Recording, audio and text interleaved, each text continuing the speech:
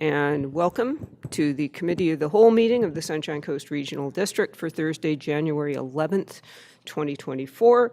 I'd like to call the meeting to order at 9:30 a.m. and acknowledge that the Sunshine Coast Regional District is in the territories of the Sechelt and Squamish Nations. We have an agenda before us. I am going to suggest that we move up the water system fire flow update to item number 2 rather than item number 3, so that we can get through some important business. We do have a delegation waiting for us for the other items, so we do need to keep a little bit of an eye on the time. Do I have a motion to move the agenda as amended? All in favor? Thank you very much. That passes. So, over to GM Rosenboom. Thank you, Chair. Good morning, everybody.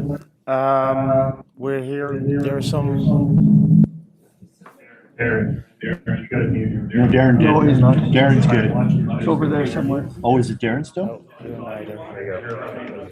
Oh. Okay.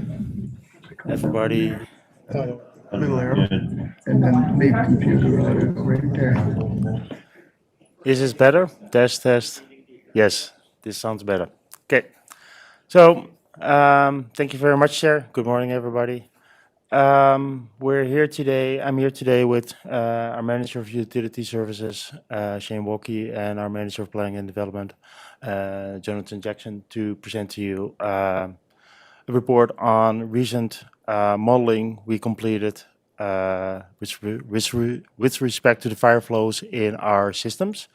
And as an introduction to the report, I prepared some slides to walk you through the findings of the report.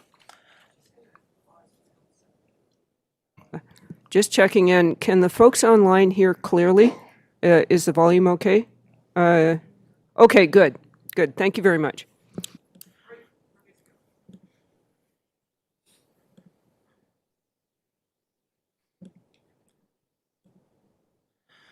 Okay, there we go.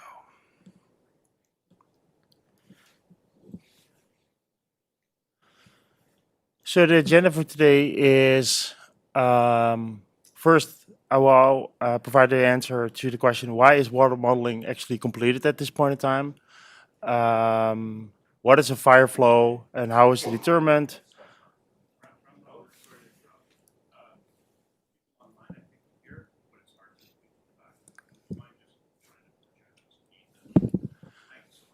Okay, I will try to do my best. So, what is a fire flow and how is it determined? I will talk about what are the current SCRD bylaws and approaches towards ensuring that there is sufficient fire flow in the system. What is the analysis completed to date? Some implications to the firefighting, to water infrastructure, to development, as well as to the organization as a whole, as well as next steps, because there will be a lot. First, why is water modeling completed? I think everybody is aware that we are working towards development of a water strategy that guides everything related to water for the next 5 to 10 years, a strategic plan. We were hoping to present that this month to the board, but in part because of the situation with the fire flows, we had to redirect some resources, and we're now hoping to present the draft water strategy next month to the board for their consideration. But the strategy has 4 components.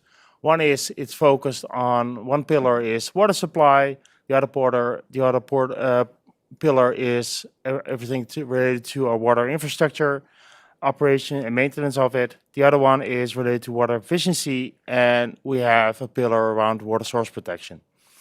And I'm primarily looking at the pillar at the moment, water infrastructure. As part of as a technical study to support a plan for the next 5 to 10 years on what we need to do on our water infrastructure for all our water systems, we are in the process of completing our water model. Our last water model was completed in 2013, so we developed a new model to assess all our water systems.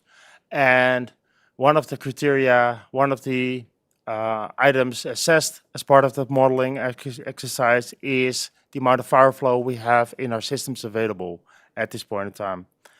And the intent is to have the results of the modeling together with information about what we need to do in terms of to address a water supply situation, that it ultimately accumulates in a water master plans for all our systems that sets out the priorities, what are the infrastructure upgrades that are going to be implemented in the next 5-10 years for each of our systems.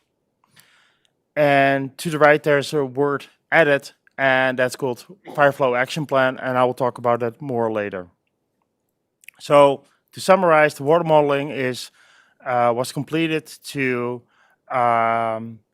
confirm what are the infrastructure requirements, upgrade requirements for the next 5 to 10 years for our systems. So what is a fire flow? A fire flow is defined as the amount of water available at a hydrant, usually expressed in liters per second, that should be available to fight a fire when the system is at max capacity, when the community demand is at max capacity, as well as in a situation that there are some infrastructure failures happening. So it's a worst case scenario. It's, for example, maximum data demand, the maximum amount used by the community is, we used it in this study, was the amount during the heat dome of 2021, when we were still in stage 1, but at the same time there was a lot of community demand, a lot of sprinkling happening, a lot of water use, and that's what was used as the maximum data demand.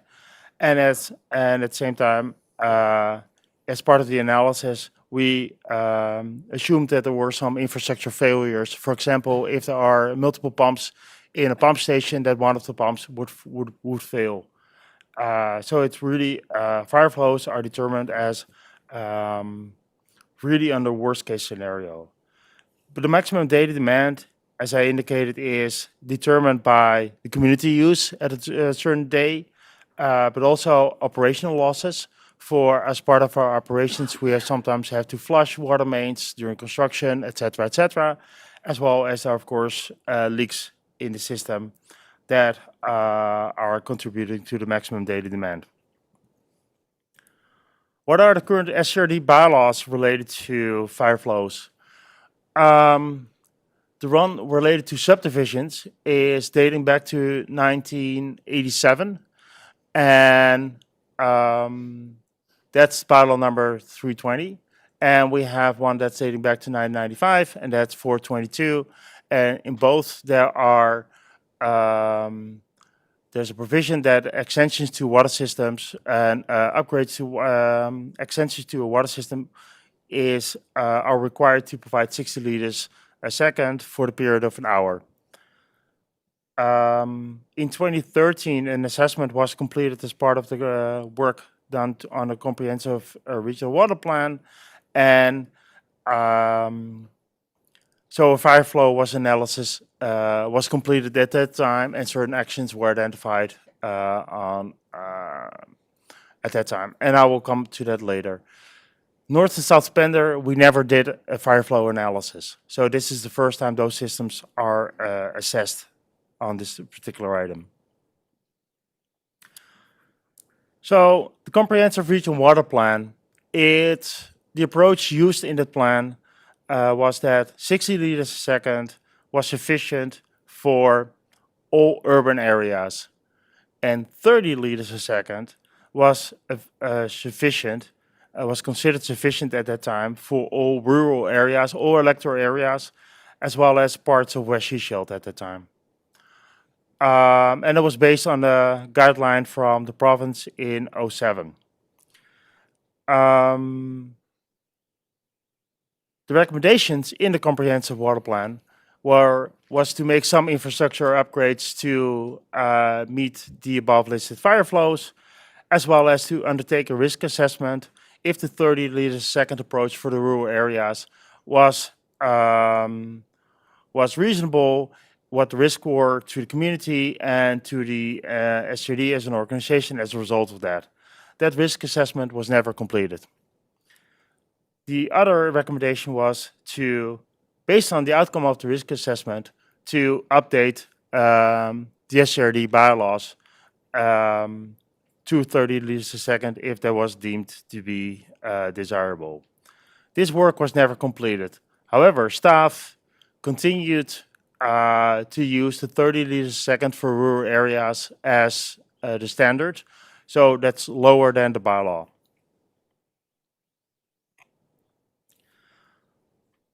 What are some changes that happened since 2013 that has an impact on the fire flows? Changes in land use zoning is an important one. Properties were single use, single residential zoned in 2013 are now multi-residential. There are other changes happening, and other changes, new OCPs were adopted, for example, by the District Shield, and all this resulted in changes in fire flow requirements that were never really assessed at that time. We installed water meters in electoral areas and are currently installing them, of course, within the District Shield area. As a result of the water meters that we have in place, we have a better understanding of the actual use of the community, and we have a better understanding of the actual amount of water being leaked. So some of the assumptions that went into the 2013 modeling related to maximum data demand can now be refined based on actual data.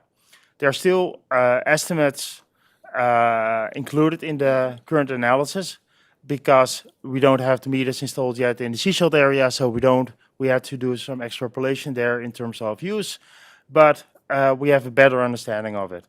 And of course, the community demand during a high day has changed, a high temperature day, like let's say the heat dome of 2021, a day like that, where we had multiple days subsequently in the range of 33 to 24 degrees, they were not common in 2013. So the demand of the community as a result of the temperature increase, weather increase also changed. The other one is we have updated fire flow standards. As I indicated, our bylaw for subdivisions dates back to 1987. Since a lot has changed, standards has changed, and the SRD did not change its standards itself in its bylaws. The 2013 updates that were recommended or that recommended to be considered in terms of changing it as well and doing the risk assessment on the 30 liters a second approach was not conducted. So we're currently one of the very, very, very few. We only were able to find one other local government in BC that's still using the 60 or using 30 liters a second. The rest is all using 60 liters a second and up. So we are one of the lost out there that have not adopted the standards as set by the Master Municipal Construction Document and Design Guideline, as well as the FIDA underwrite survey as the standard to be used for when assessing development applications and to be targeted for the rest of our system.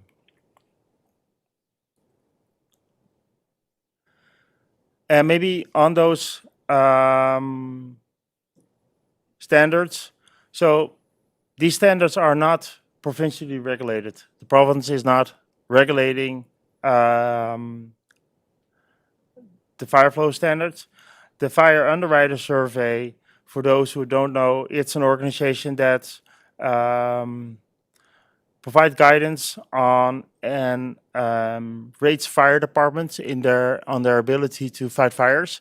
and they monitor a set of criteria, and based on those, the ratings for each fire department, insurance companies are setting insurance rates for home insurance and commercial insurance.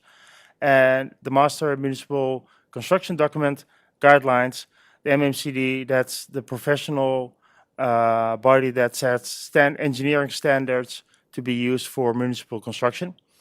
And the organization is endorsed by the province, but it's not part of a provincial regulation. So what are the fire flow standards? As indicated, our bylaws are stating for all land use, it's 60 liters a second for the period of 1 hour. The Comprehensive Regional Water Plan 2013 used 30 liters a second for the rural areas, as well as 60 liters a second for all urban areas. And that was considered for a period of 2 hours. And the most recent MMCD standards, the current ones, they use 60 liters a second for single residential, 90 liters a second for multi-residential, institutional is 150, commercial is 150, and industrial is 225. So you can see that there is a big discrepancy between what's currently in our bylaws and what the current standards are that are being used for municipal water systems. When you look, for example, at in a commercial and industrial area, it's a significant difference. But also for multi-residential, if a parcel was used to be in 2013 considered to be rural, and now it's multi-residential, it's a change from 30 to 90 liters a second. So it's significant.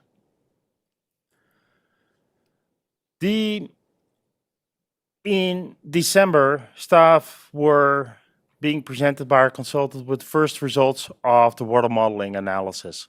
And they were such that we were like, okay, we need to take action here because a significant amount of all water systems, and excluding Eastbourne, because Eastbourne doesn't have a firefighting fire department, and we don't have any hydrants there. So Eastbourne is excluded, but significant amounts of all the other water systems are not meeting the current standards.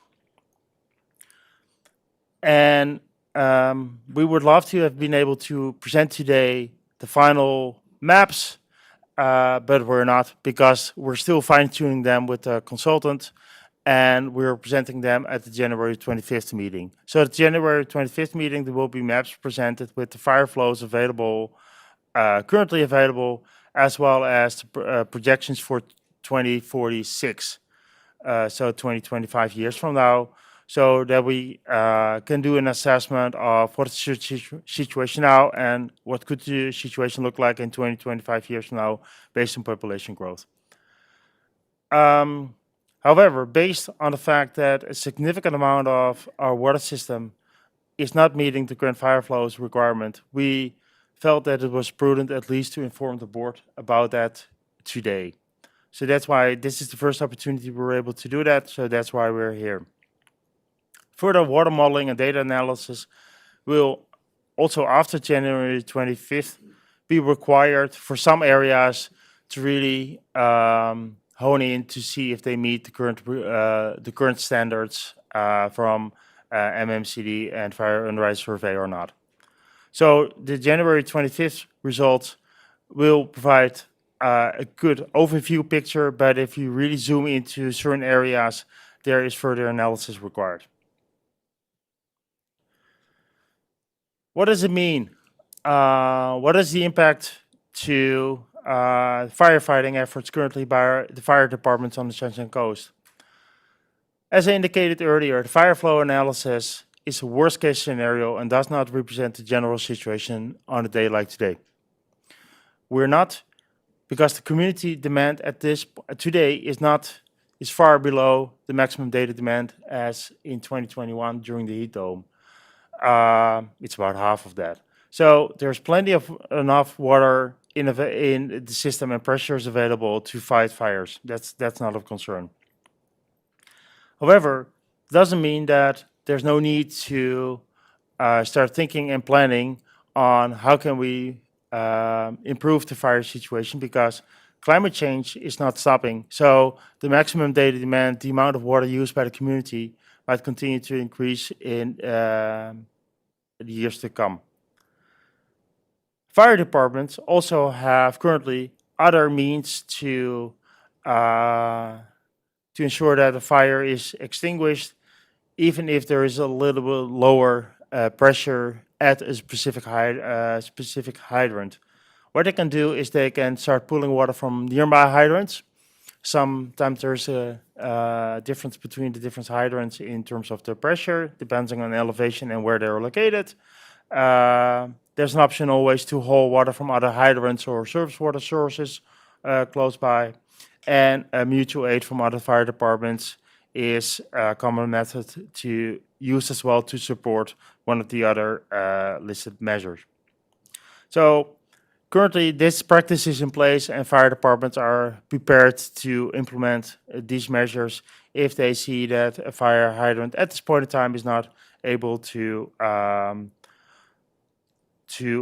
provide the adequate flow that they need to support the firefighting efforts.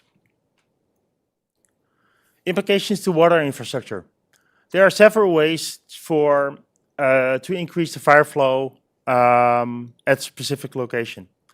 We can replace or twin a water main and then replace it with a bigger size. And twinning a water main is just put another one next to it so that you increase the total size, total capacity at a certain location. There can be upgrades or new pump stations built or new valves installed with bigger capacities. Or there can be an increase required of treated water reservoirs. And I specifically want to pay attention to treated water reservoirs. So this is not a reservoir like the lower ground reservoir that's currently also being constructed, because that's a raw water reservoir.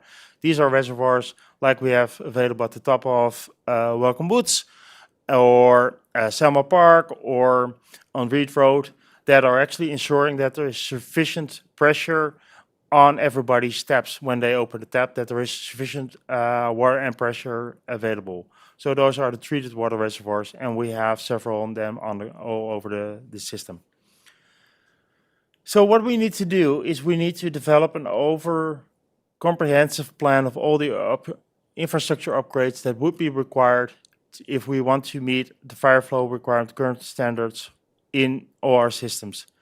And that will be quite an extensive exercise, and that would include work to prioritize them, because the amount of work required would not be financially feasible as well as operationally feasible to complete within a couple of years. So we're talking here about at least a 10-year infrastructure upgrade plan. The other way, of course, is by reducing the maximum data demand. And as I indicated, that data demand considers operational use, community use, as well as the amount of water leaked in our system. So ways to reduce that is by fixing leaks and by increasing the efficiency in our community water use.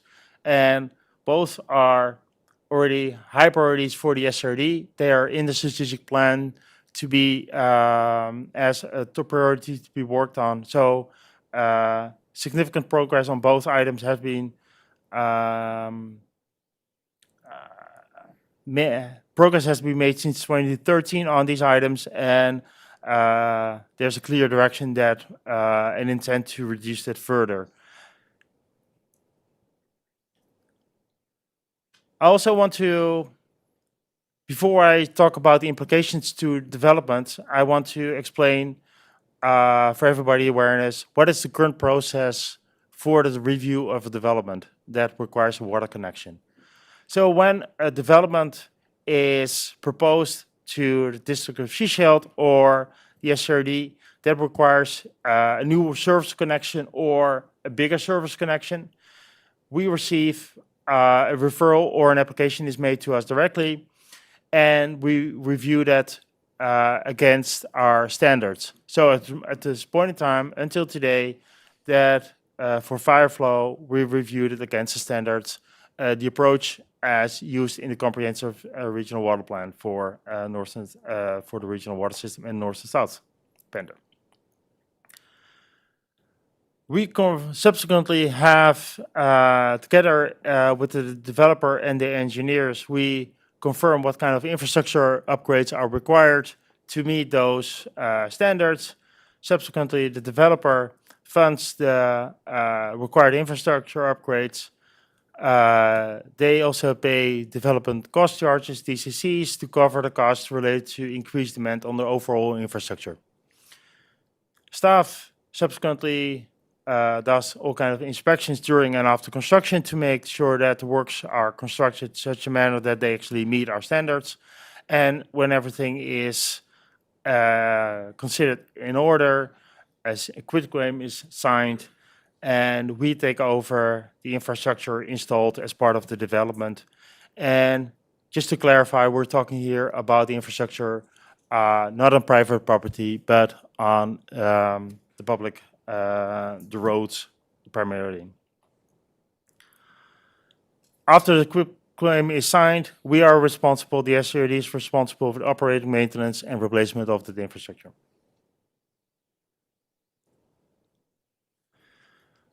So what is the implication to development of this current situation with the fire flows? Updating of our bylaws, staff considers that to be essential to ensure that the residents in the system, the other service participants, are not funding any required infrastructure upgrades required for those developments. Because if we were to take over a development that is not meeting the fire flow requirements, and let's say additional water main upgrades or pump stations would need to be upgraded afterwards to ensure that fire flows are being met, then the community, the rest of the residents, the rest of the taxpayers are of course are required to fund that. So from a staff perspective, updating our bylaws is a way to ensure that the rest of the community is not funding the water infrastructure upgrades required for developments. Our current water infrastructure is also, in a lot of cases, even not sufficient to support those developments. So as I indicated, there's a comprehensive plan that needs to be developed. We call it the Fire Flow Action Plan, to confirm what kind of upgrades are required for all the areas in on the coast that are currently not meeting the fire flow demands standards. Given the magnitude of these upgrades, this could easily be a 10-year plus plan. And still, there would be a significant amount of work and funding required on an annual basis for all the systems to get there. Another option is to go for rezoning or putting confidence on properties to make where we decide as an SRD that we're not able to meet the fire flow standards for a significant amount of time, such that the community is protected against having development happening on those properties that are not meeting the standards, and the community subsequently has to fund any upgrades associated with them. But it also ensures that future buyers of properties, are aware of the fact that there's a fire flow issue on those properties. And we're all aware that our OCPs are in need of to be updated this year by the province. It's a requirement. So there's a lot of work required to ensure that the Fire Flow Action Plan and the OCPs are aligned in terms of land use.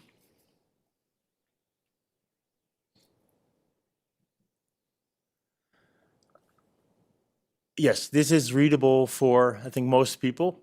So this is the approach we're currently proposing for, because we recognize that developments are in different phases. So There are developments that are currently under our review, where the water system is currently under review. If we can confirm that they meet the current standards, and especially once the bylaws are updated, then we can just continue with the review of those developments, and we're good to go. Where those standards are not being met, we are pausing the review until the bylaws are amended, and then we go from there. For any rezoning OCP amendments, it's more or less the same. If MMCD and Fire Underwriting Survey standards are being met, we can continue. Otherwise, at least pause until the bylaws are amended. But there are also existing developments that where we approved the water system for, but the final development approval has not been issued yet by, for example, the SRD, MOTI, or DOS. So, for example, there are subdivisions where the service agreement with the district threshold has not been executed yet, but we initially approved their water system based on the former standards, the current use standards. So we're proposing to inform those developers and say, hold on, there might be some additional requirements for your subdivision. We need to have further conversation about those in upcoming months, weeks, to see how we can address the issue, recognizing that we initially approved your development or your water infrastructure, and see how we can come to a resolution there.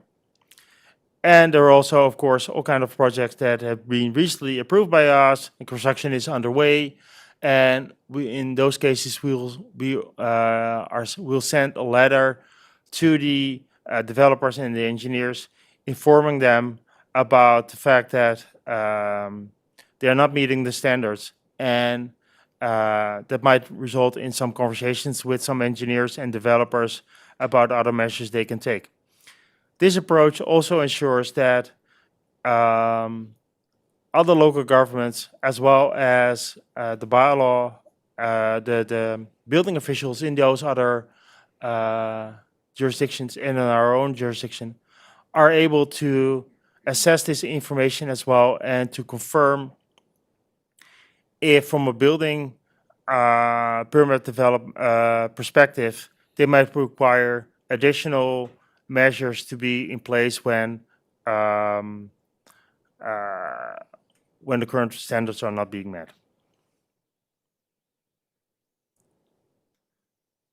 So, impacts to the organization.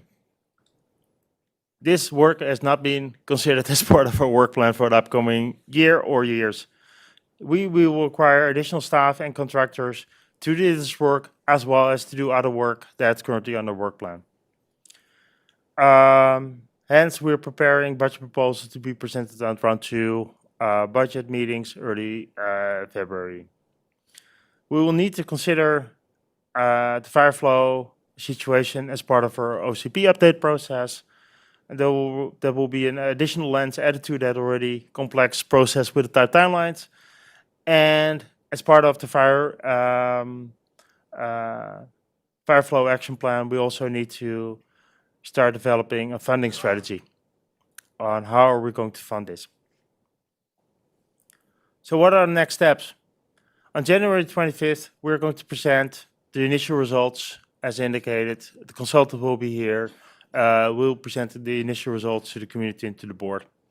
And at that time, we'll also outline in more detail next steps regarding to development. As indicated, round 2 budget proposals are being prepared for the board's consideration. We're proposing to update bylaws 320 and 422 in early February to ensure that at least our bylaws are meeting the standards that are currently being in place all over the province. More detailed water modeling and data analysis is required for some areas before we can confirm what kind of infrastructure upgrades are required there, and we need to develop our fire flow action plan that includes that funding and prioritization strategy I just talked about. and we will continue to have ongoing and increase our engagement with impacted developers and local governments, and that will be in writing and in person. And that will happen, primarily the in-person part with developers will happen after the January 25th meeting, when we can actually go over the maps and with each of the developers to see what the impacts on of this analysis on their development, the proposed development is, and what timelines could be to actually resolve some of the issues that we're currently facing. In summary, this is a long presentation, so I thought I'll do it in summary slide as well. The modeling for the SCD's water system is being undertaken to inform planning and development. Multiple assessments have been completed, including one for fire flows. Upgrade to existing infrastructure would be required to meet current standards in a lot of significant amount of our water systems. There are no current concerns about the SCD's ability to provide fire flow should there be a fire in any of the areas. Bylaws would need to be updated to ensure that new developments are meeting the current standards and are funding required infrastructure upgrades. Fire flow analysis results will be presented at the next Committee of the Whole meeting on January 25th. And a fire flow action plan will need to be developed to guide future infrastructure upgrades. Questions? We're here to answer questions from the board. And any public inquiries can be sent to utilityengineering@srd.ca. Thank you. Thank you very much. Directors, are there questions? I see Director Inkster. Yeah, thank you, Chair. Thanks to Remco and his staff for presenting this information to us. I got a couple of questions just in terms of perception. There's a lot of people here that have concerns about this, obviously, today to this board. And I'm wondering what the perception is and what that group is hearing as to why so many of them would be away from their work sites to be here, to have concerns sort of in person seen by us, and also they probably have some verbal concerns that they may direct to the email that was presented. So I'm just clarifying what they have heard from us, the staff, and if in fact it's different, what their interpretation is different from that summary page that was presented. Because what I'm hearing is by Remco is that it's a fighting issue and a hydrant issue, enough pressure in the hydrants, not a home hookup issue in terms of having enough water for the homes that are being hooked up.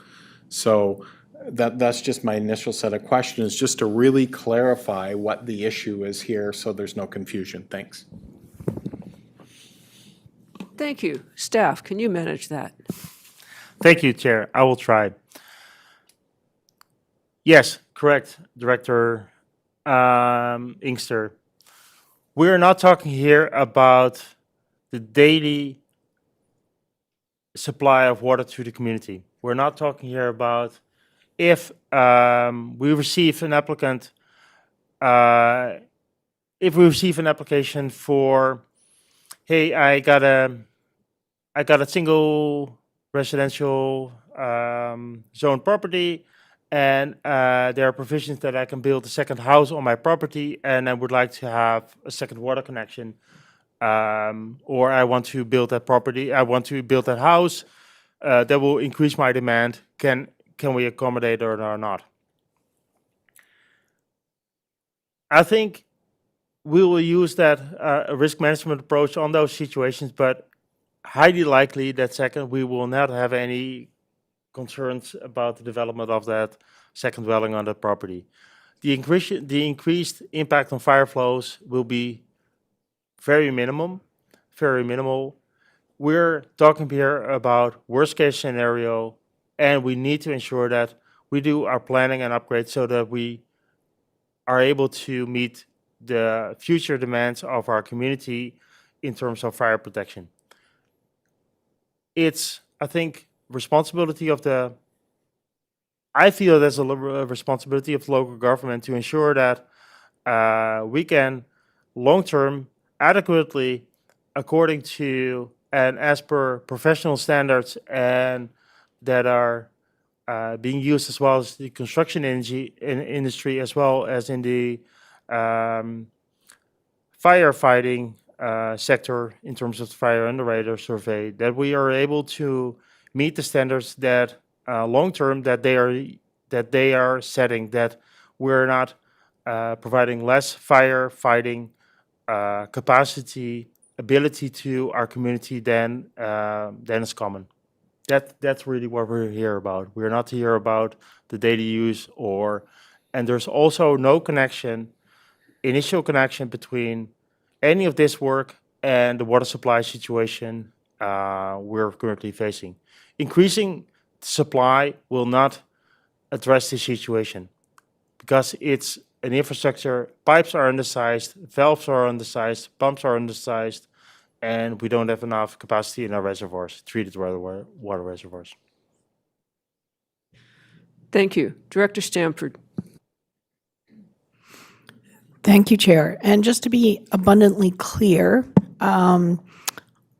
because this is a hydrant and a fire flow issue, any developments or individual homes that are outside of the fire protection services, this does not impact them at all. So I just want to be clear on that.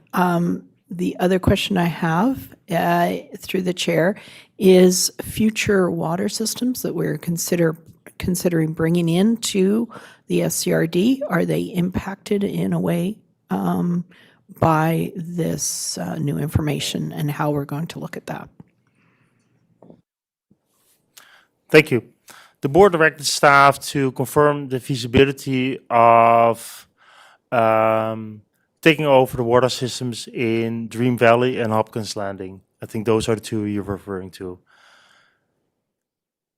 We will, the bylaw is guiding in terms of what the standards are that those systems will need to meet. So currently it's 60 liters a second.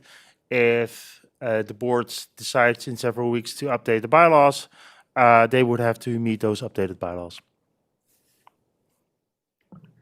Thank you. Director Lee. Thank you, Chair. This is kind of a complicated question. I'm going to try it, though. I believe the problems are that we need a certain volume for a certain period of time to meet fire flow. And to do that, the tank, the local tank, whatever we want to call it, has to be a certain size so that it can supply the amount of water needed for 2 hours. The old pipe to, let's just say we're putting a new subdivision in for this scenario that I drew here. The old pipe could be too small now because we could have been looking at 30 and now we need 60 or something like that.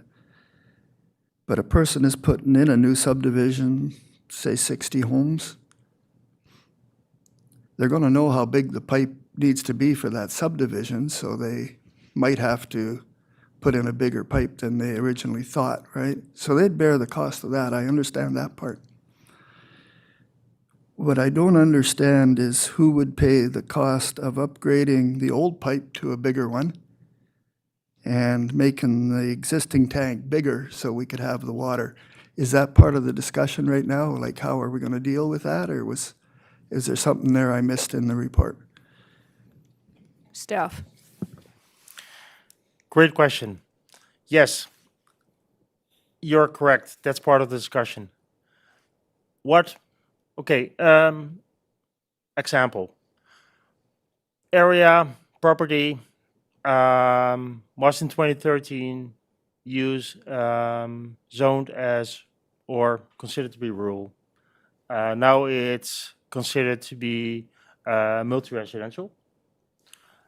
So it was considered to be that 30 liters a second would provide it with the new standards. It would be actually 90 multi-residential. let's say the current water system allows for 30 liters a second to provide it to the property line. And infrastructure upgrades required to meet those fire flows, meet the current fire flows, could include upgrading of 5 kilometers of water main, the construction of a new reservoir. We all know that the upgrade of a kilometer of water main in the regional water system is on average about $1 million a kilometer. In the north and south bend areas, it's at least 1.2 because of the amount of rock that needs to be blasted. So a new reservoir and maybe a new pump, $500,000. So we're usually talking about here is a huge amount of money. The question is, who's going to fund that? And even a 60-lot development would be challenging to have the developer pay for all of those infrastructure upgrades.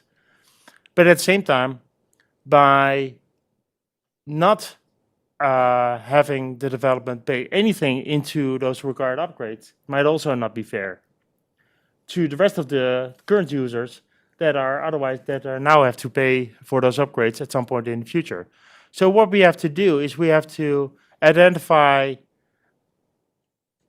and the example I'm describing is one example, but there are 10, 15 of those areas within the coast.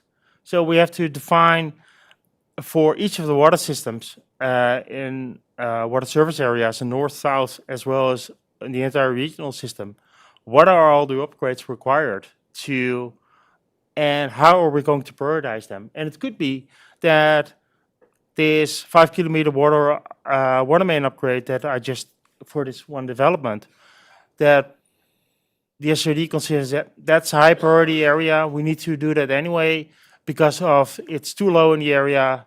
It's a high priority area for us. So we need to upgrade that next year. So developer, you can go ahead, pay something into that 5 million, but we'll take care of that next year. So you can move ahead. In other situations, it might be that we prioritize that a 5 kilometer water main upgrade. So that given all the other priorities, it might take 8 years before we get there. And then it's up to the developer to see what they want to do. Because we don't have the funds. It's not a priority for the SRD to prioritize those water main upgrades. But at the same time, the developer is not able to meet the current standards, the current use standards that we're proposing to enshrine in our bylaws as well, without those upgrades. So those are the situations that we need to work through in the fire flow action plan. It's prioritizing all the areas, defining process policies, how to rank and how to prioritize. So there will be a lot of more discussions also with the board about policies, approaches. How do we deal with that? What is fair and reasonable for who's to pay for what? Because the current approach of just say everything related to development is for the developer and current infrastructure is SRD, that might not work for the next 5 to 10 years. So we need to develop a new approach on how we're going to ensure that we are getting to a situation where in 5 to 10 years or 10 to 15 years, all the water systems are meeting the standards. Is that helping you? Okay, thank you. Yeah, thank you. I'm very anxious to see what these maps look like when we come back here on the 25th. And I was wondering if they were going to show areas that already meet this standard and areas that do not meet this standard and need upgrades so that so the fine ladies and gentlemen in the room will know where actual physical areas that will affect their work. I think, can you tell me if these maps are going to show that detail, whether or not there is already 60 liters per second in certain areas and where there isn't.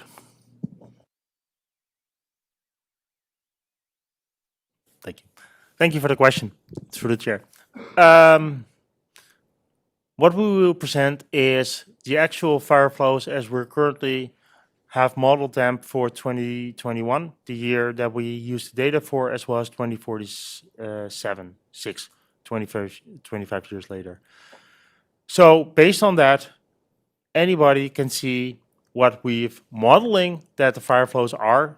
And the model, by the way, is calibrated based on actual measurements at the hydrants. So we have a good confidence in that model.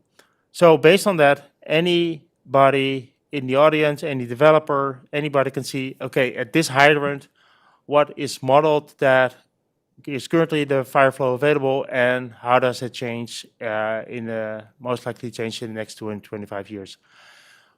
The caveat there is the OCP. If the OCP changes the zoning of certain areas, of course, the required flow at a certain spot might need to could increase as well, and that could, of course, change the situation. So that's why what we will be presenting is the actual fire flows, and then everybody can assess themselves to what extent their development or their property is currently meeting the fire flows or not. Thank you. Director Inkster. Thank you, Chair. I think that Director Lee and I, in talking over here, have a solution. Obviously, the plan is to put a plan together to upgrade and/or fix the lines. Obviously, that's been presented by Mr. Rosenblum. So the question going forward is, how do we pay for it to have those lines fixed and/or upgraded? And whether there's going to be a public assist factor. We call it the municipal assist factor when you have development occur. And also whether we need to put a plan together to help staff. Do we have enough staff to do not only the source issue that's paramount, especially when August comes. That's a big concern to the public. Do we have the staff to do that, as well as upgrade these lines that, in a sense, we know that these issues are always coming, much like when we drive on our residential roads and our arterial roads and see them declining, in that we're going to have to put a plan together to rebuild our roads. These are just underground infrastructure that we don't see. So I think that Mr. Rosenblum has said that that's what he will be proposing coming forward, but I think we need to turn our minds to the fact that a plan needs to come forward. We just have to figure out over the next number of years how we'll upgrade our infrastructure, much like roads, sewers, etc., and also whether we need to talk more about a resourcing plan for our staff to do the additional upgrade of lines, which they've probably thought of, but it's a staff resourcing issue and needing more staff potentially, and the source issue that is paramount in our minds quite regularly. Thank you. Thank you. I'm just going to ask a question. We already know that a lot of our water infrastructure dates back to the 1970s. So it's aging out, and we have water mains that are going to have to be replaced anyway. So I assume that some of this work will dovetail with plans that we already knew were coming. Is that fair? Yes. As part of the development of that fire flow action plan, we will assess in terms of the prioritization, what are the infrastructure upgrades that are required for other purposes? Where we have known issues or that need to be upgraded for other reasons. Because one of the things I indicated is that the water master plan ultimately also covers not only areas where we have fire flow issues, but also other areas. And there are other factors assessed as well. For example, if there are currently areas with where the chlorine levels are a little bit on the low side, and looping of water systems are beneficial to address that issue. But we can combine that, but that's also beneficial from a fire flow perspective. We need to assess, okay, can we make that happen, and can we kill those two birds in one stone? So those are the kind of assessments that we need to do in upcoming months together with the consultants, to see how we can make most efficient use of our resources, financial resources, in terms of upgrading our system, because we don't want to upgrade something that we have to redo again 3 years later for another reason. Thank you. Director Lee. Yes, I hate asking too many questions when it's so soon. I need a couple days to figure all this stuff out. But I do have a question. Based on my experience, we had a business that was being established outside of the water service area, but it was within our fire department's area. And they needed sprinklers. And so they had a well, but they built a great big water reservoir to supply the sprinklers. So then we approved the building permit because I guess it was part of the requirement to have sprinklers in that building. But we didn't consider, in that case, we wouldn't consider the firefighting as in if they wanted to put their own hydrant, that would be outside our authority at that point? Yes, I just wanted to confirm that was right. That would be outside of our authority in terms of water. However, our building department might have some jurisdiction if that a situation like that would be within the SRD. Yes, okay. But what happened in that case, though, is that they don't get the break on their fire insurance because they don't have adequate capacity from the hydrant. I don't even think they had a hydrant, actually. So then I wonder, we are mandating that a development area has a fire hydrant capable of fighting fires. What if they just decided not to worry about it and just say, oh, well, you have to pay more for your insurance? So is that a possibility, and who is telling us that we have to upgrade that hydrant to that new standard?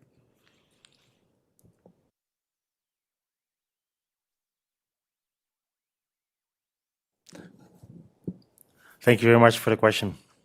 Who is telling us to upgrade, to apply these new standards? That's your question. Nobody. The answer is nobody.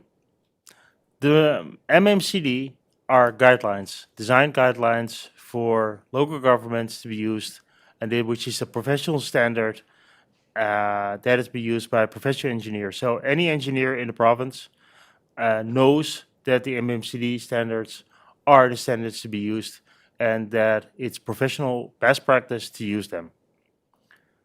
Fire underwriter survey, as I indicated, is assessing the fire flow capacity for each of the fire departments as part of their survey, and that information is one of the factors considered by insurance companies in terms of setting rates.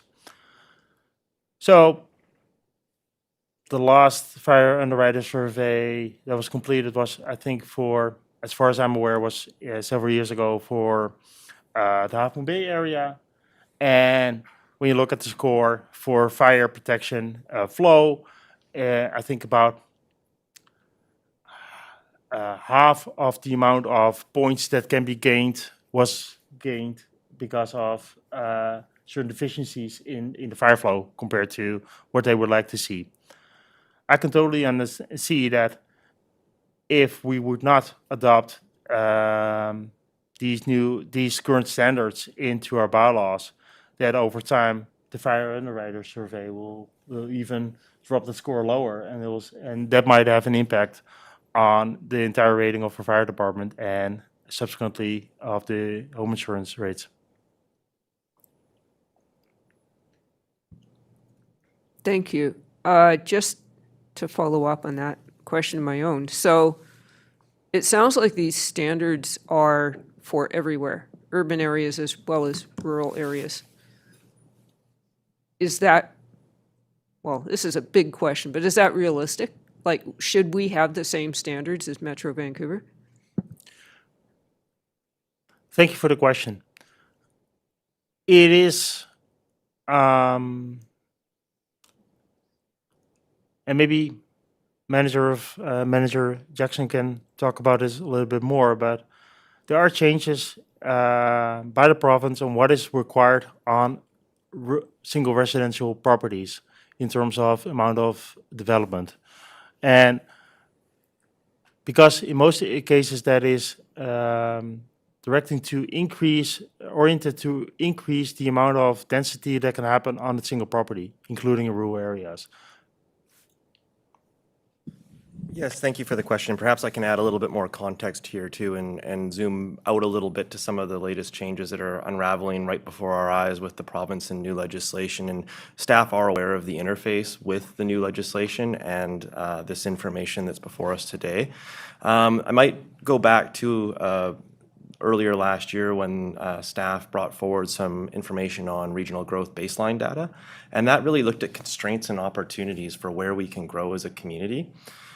Some of those were to do with natural hazards. Some of those were to do with infrastructure. So this is really more information within that infrastructure wheelhouse that will help us to inform long-range planning for the coast, both at the regional level and at the local area level. So currently, I know that District of Sechelt, Town of Gibsons, and SCRD are all going to be looking at our official community plans. So this is a really important opportunity to have this information before us now as we look forward to trying to bring sustainable development principles to the coast and decide how and where we want to grow as a community. This information is really critical to actually informing that so that we can make financially sustainable and equitable and efficient decisions in how we deliver services and public infrastructure to the coast. And so when we have old pipes in the ground, for example, and we know that we have to upgrade them anyways, those might present some opportunities. Looking at where we have existing pressures and sewerage capabilities are all the sort of opportunities that we will consider through OCP renewal and go out and have those community conversations with our residents so that it's understood what the implications of growth are and what the benefits of growth can be in certain areas. So why would we support a subdivision in one area or a multifamily housing unit in another area over another? And a lot of that actually is linked to what's underground and the pipes and the capacity that we have to supply those services.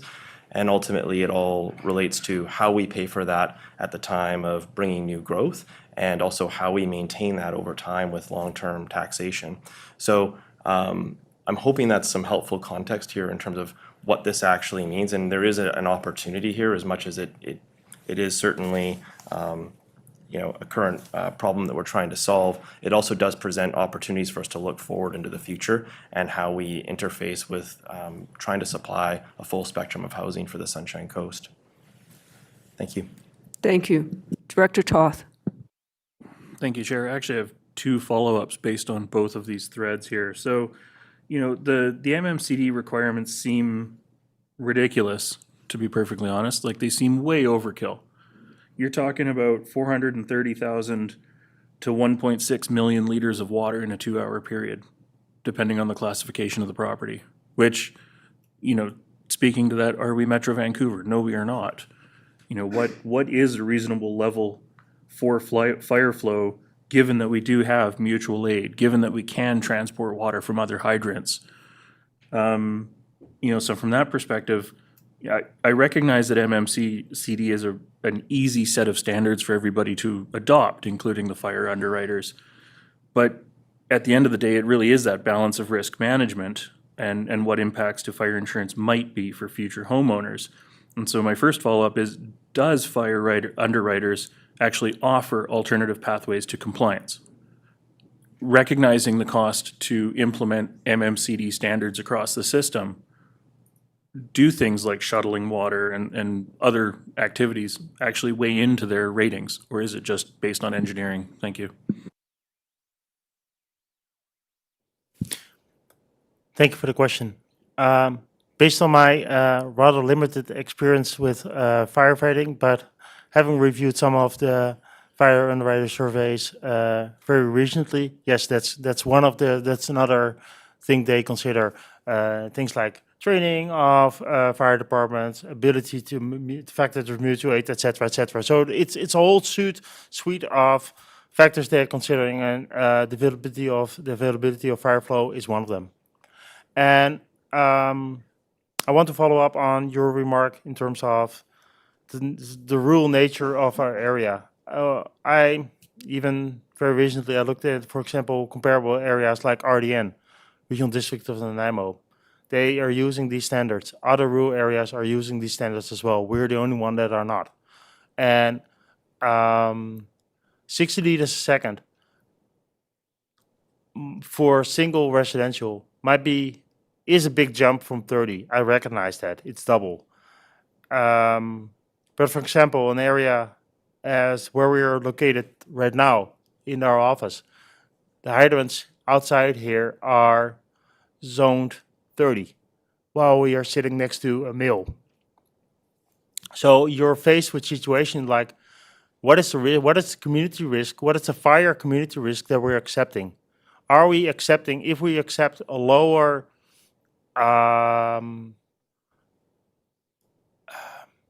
fire flow as adequate, are we willing to also accept the potential that in a worst case scenario, a fire is not able to be contained within a reasonable amount of time or in an adequate manner to avoid spread?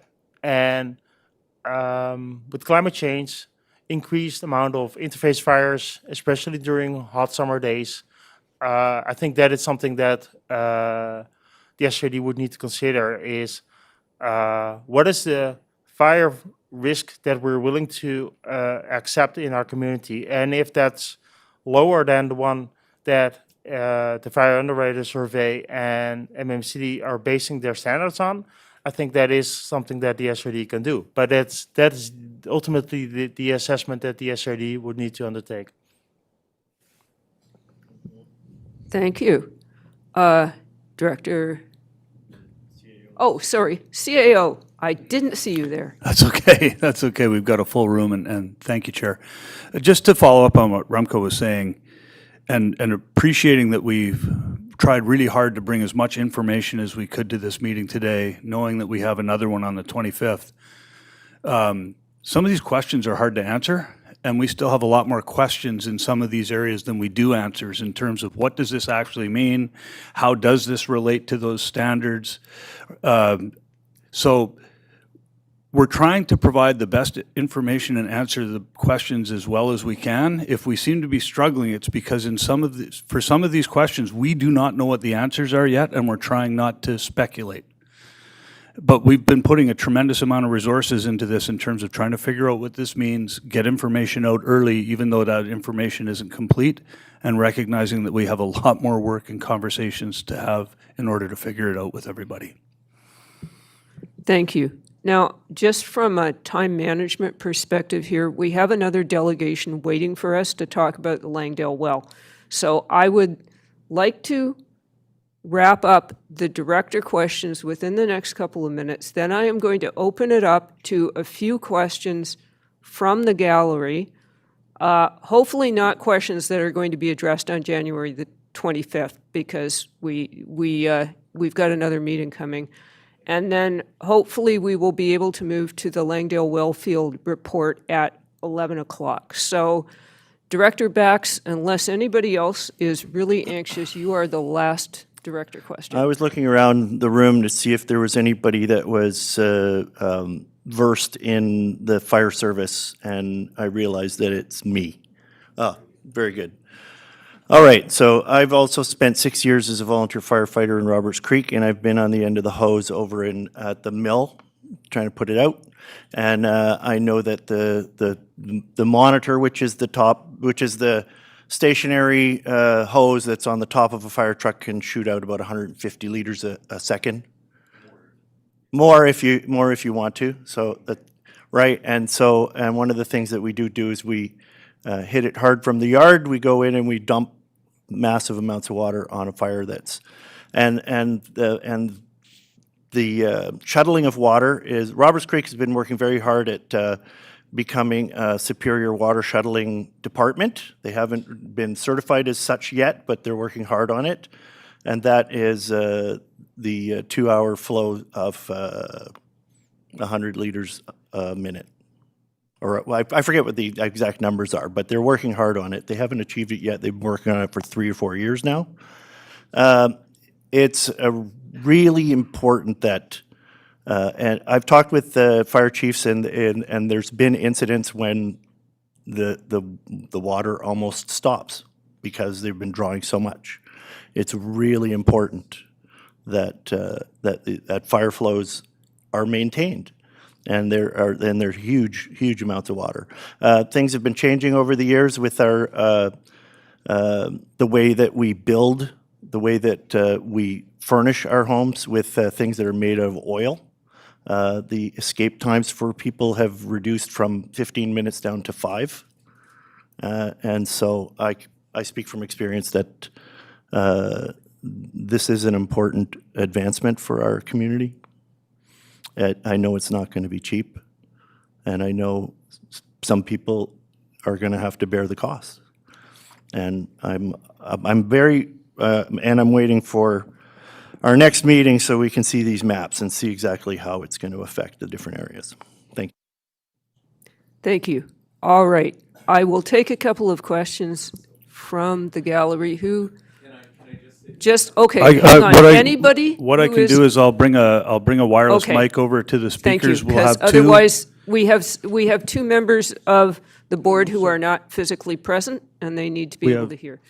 So, CAO, you're up with the mic. Is this, okay, we've got 2 mics we'll use, so I'll come over here. Here, we'll start here.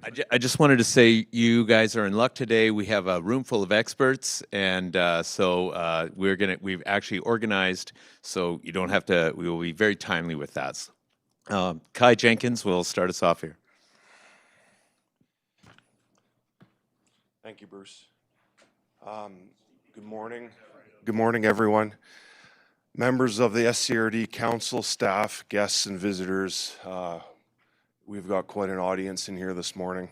I am Kai Jenkins, CEO of Jenkins Construction, for those of you who I do not know. I was raised on the Sunshine Coast and made the decision to start my business here 10 years ago while also raising my family. I'm a husband, father, son, uncle, brother, coach, employer, volunteer, entrepreneur, carpenter, local landowner, and taxpayer. Before you today, you will see a small representation by the leadership of this community that are very concerned with your letter dated September 13th and the potential damage to our community represented by the engineer's report you have in front of you at this meeting. These leaders here today understand that all aspects of business and economics on the Sunshine Coast will be disrupted in a very negative way.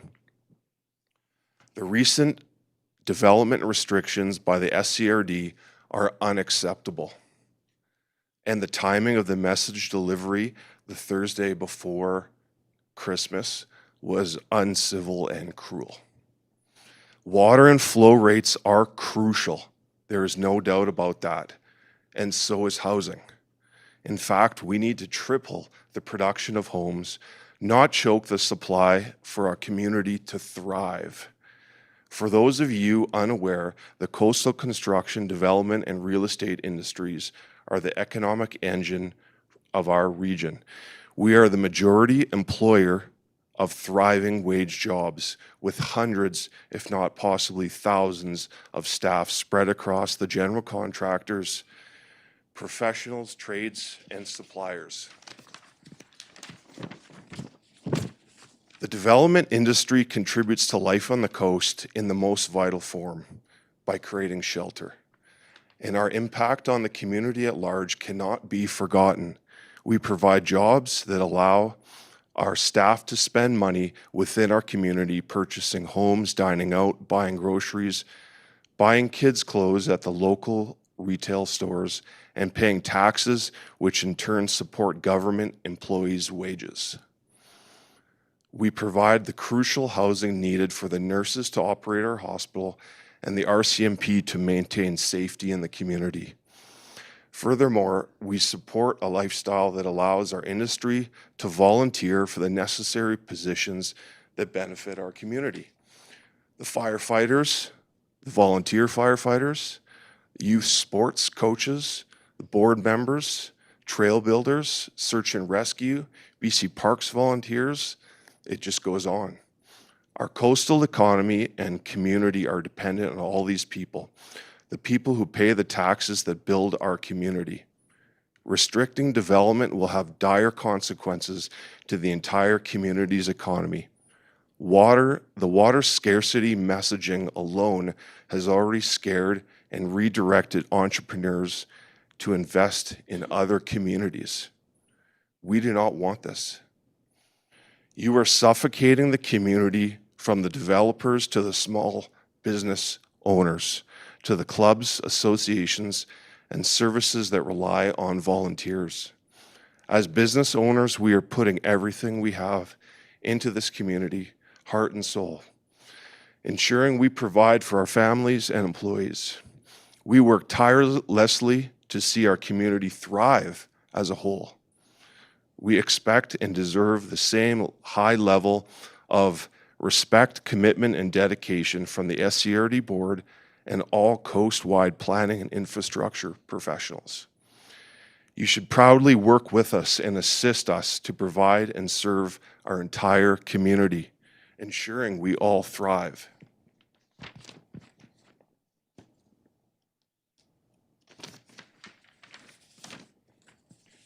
It is unacceptable to pause any development or construction activities during the current housing crisis.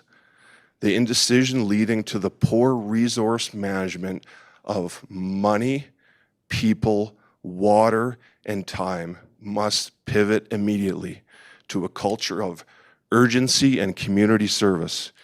We need decisions, not delays, actions, not reports. We all know that more water is needed. We all know that more infrastructure is needed. We must take action to meet the community's needs for the next 15, 20, and 100 years ahead. This can be accomplished by various means: infrastructure investment, pipelines to lakes like Clahome, drilling wells in West Seashelt and Roberts Creek, creating a reservoir. We need to make these decisions. As a father and businessman, I envision a Sunshine Coast community that thrives, a community where economic opportunity exists and where people have a place to call home, a place where entrepreneurs can start their businesses and succeed. The apprentice can begin a career, and the young family can afford to buy a home and raise a family.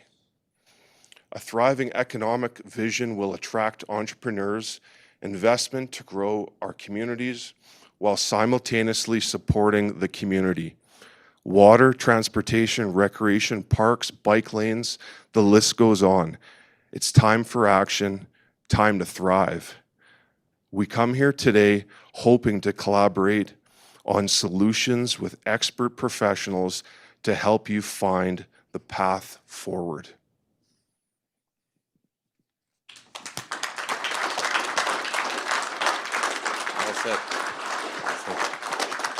Thank you, Kai. My name is Bruce Mason. I am with a company called Westcore Lands, and we are in the process of helping resolve the housing crisis throughout the province. We have about 1,700 units going in the province, and many of them right here in the district of Seashelt. And I love this Sunshine Coast. I love being working here for 5 years now, and it's truly enjoyable. I've been in development for 30 years, which is very small compared to some of the people in this room here. And if you took the combined expertise of development in this room, we're talking 1,000 years. There is so much expertise in this room, and I know that we are more than willing to lay out some solutions that we found. When I know that Steve's going to speak right after me, and he is also an expert in the FUS. We have to deal with this in many, many communities, and so we're able to speak on those issues. I wanted to say that, as mentioned, all of these business leaders that took time out of their business today to come is because we feel a responsibility to our community. We're your community leaders in this area, and we're very pleased that you, as the SCRD, have taken upon yourselves to manhandle these water issues that are before us. We do have answers that are available if you want, and Steve will share some of those. But the specific challenge that brings us here today is we're concerned over what we perceive as an overreach by the government in restricting housing and development services. And this report, as I read it when it came out this week, we're concerned about what would happen as we restrict this water and development. If we restrict development more, it affects employees and small businesses, et cetera. The letter that Kai was referring to on December 13th was actually somewhat benign from the SCRD. However, I'm not sure if you're aware, but the District of Sechelt staffing took it and overreacted to it and put a moratorium on development until they get answers from the SCRD. And that letter came out immediately afterwards, and I happened to be a council meeting, and I was privileged enough at the end of the council meeting to suggest to council that this was a mistake and somebody needs to rectify it right away. I get a phone call from a developer friend of mine immediately, and I'm not sure if you understand exactly how it goes, but 1 month delay to him might mean that his project doesn't get heard before council. He has one more reading to get to, and then after that he needs a development permit read, and then he needs to get in and clear trees before birds start nesting. And if that doesn't happen before birds start nesting, that particular development is in jeopardy. That particular development could find that it comes into the fall or the winter, and his business plan does not allow for that. There are a lot of carrying costs involved in building and developing that need to be addressed. So our concern is that if there's a stop in play in development, it's an overreach that has dire consequences on our business. And that's why we're here today. It's just so you understand, this is not a groundswell that happened from a single individual. This is something that happened immediately when that letter came out. All of the guys in the community, even if we didn't know each other, are like, what is happening right now? So this is why we're here today. I just want to skip ahead here. I just wanted to say that it would be a mistake to take the report, and I appreciate our general manager here giving it. It was very well done, very well presented, and I appreciate that. But it would be a mistake to take that report as it sits, and would like to see what's happening on the 25th as well. But I want to caution the committee in their procedure and make sure that in the process, it's not just a small-time conversation with developers. You need to take the expertise that is in this room and see how we would address solving the problems. And Steve's going to talk a bit about that because we have to do that throughout communities all the time. We have to, like the manager here was saying, we have to go ahead and look at developing lines that service our areas and then grandfathering them out and have others pay for it as time goes on. There's lots of processes that happen in this. We know this, we do it. It's our area of expertise. So I just wanted to say thank you for the opportunity to hear us today. And we're also going to be moving on to the next Wednesday. We'll be at the District of Sechelt Council meeting to address that, because the idea of stopping development, there's absolutely nothing on the agenda coming up. It has to do with a development at the District of Sechelt, and that is fully unacceptable to everybody in this crowd here. Thank you.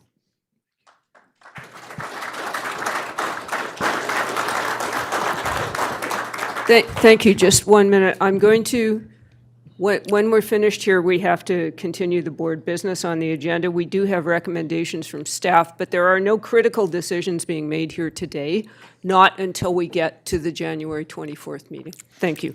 Okay. Steve Dunton. I'm with West Core Lands. I'm one of the principals with West Core Lands.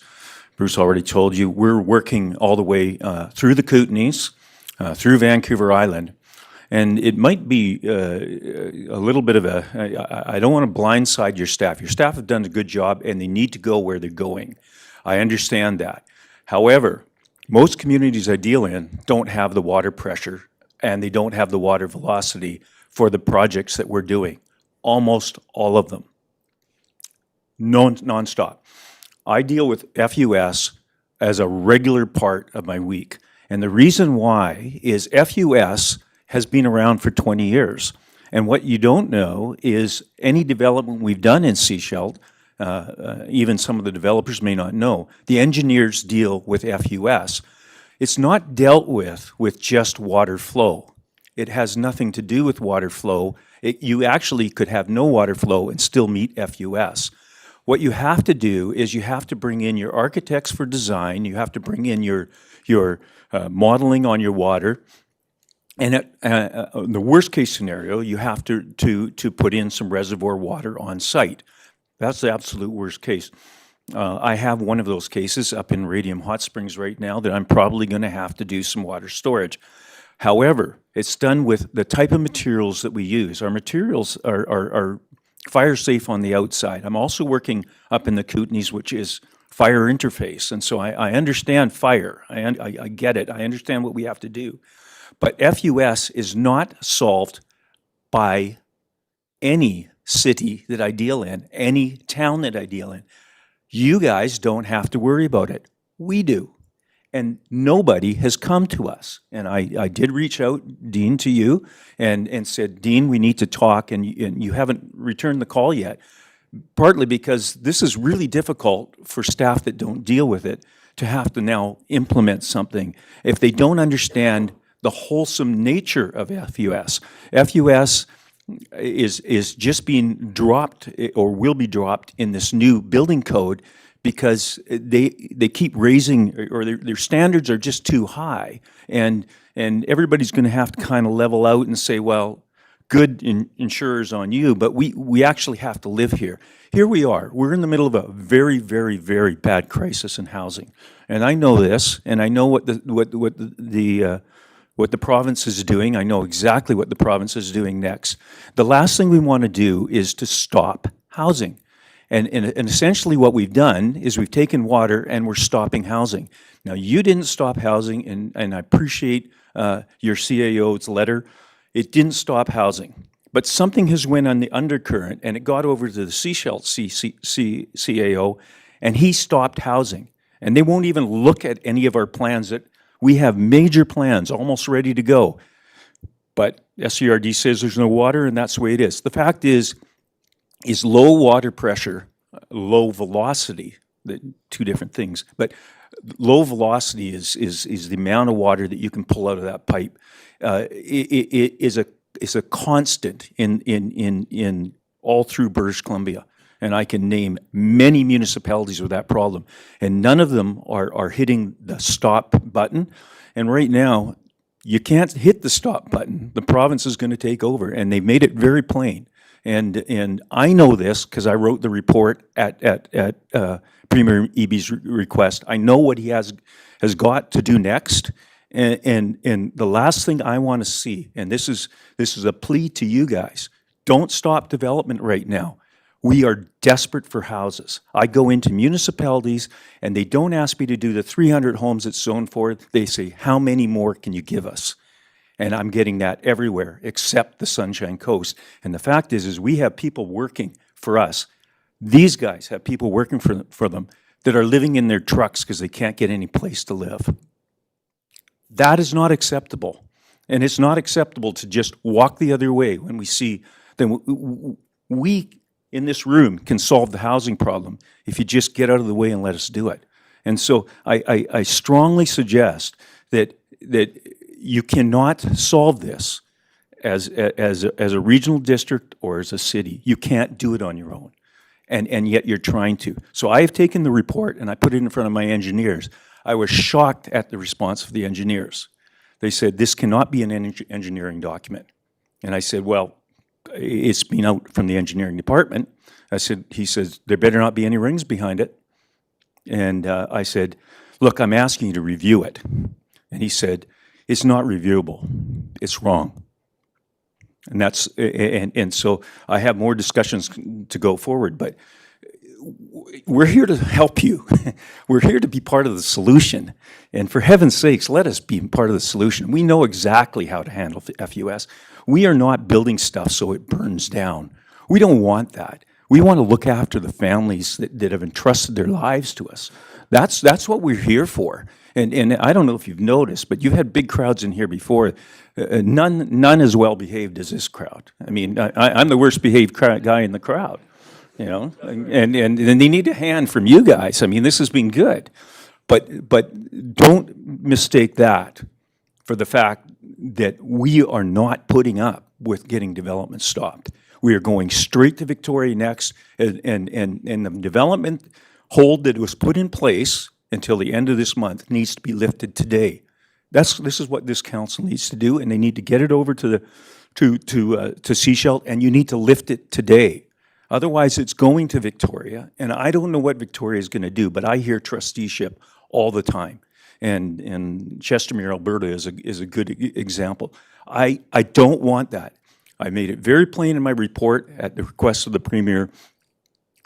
Leave the local people in charge at all possible things, and I strongly believe in that.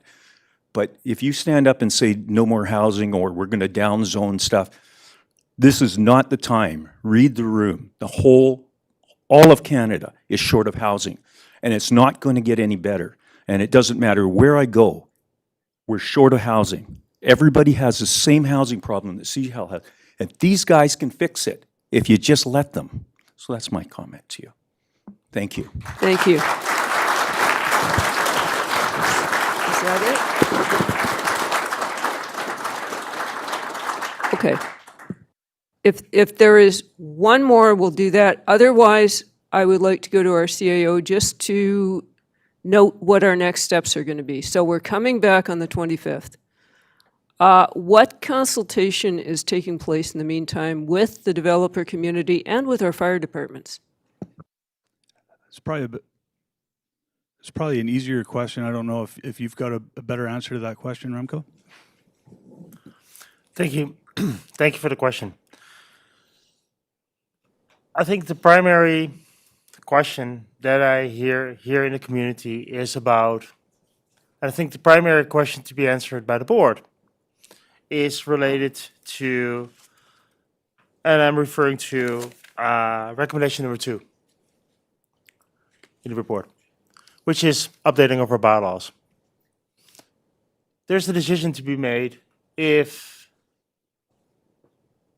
whether the board would like, when and if and what the board would like to do in terms of updating our bylaws.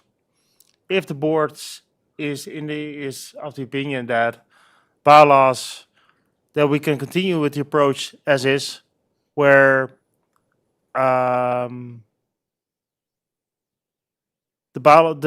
approach to 30 days second will continue to be provided to be required at certain properties and others only 60, then if the board considers that to be sufficient for now, then there's no need for us to stop any or to pause our review of any of the application, because we can just continue because you've decided that we can continue as that there is a status quo. Staff proposal was to put a pause in place to reflect and to come up with a strategy to ensure that there's equity in terms of funding, which there is currently not in place. But if the board decides to keep the current status quo, then and to allow certain the current applications that we currently have under review to proceed, as with the current process, we can do that, and there's no need to make any decisions on updates to bylaws at any point at given time. We can still develop a fire flow action plan and to assess what would be the requirements to in terms of infrastructure upgrades, and then the board can still decide to amend bylaws at that time. The consequence would be is that between now and then there will be all kind of developments approved that are that will not meet the MMCD and the requirements of FUS, and as they are applicable in a lot of other local governments. So it is a question for the board.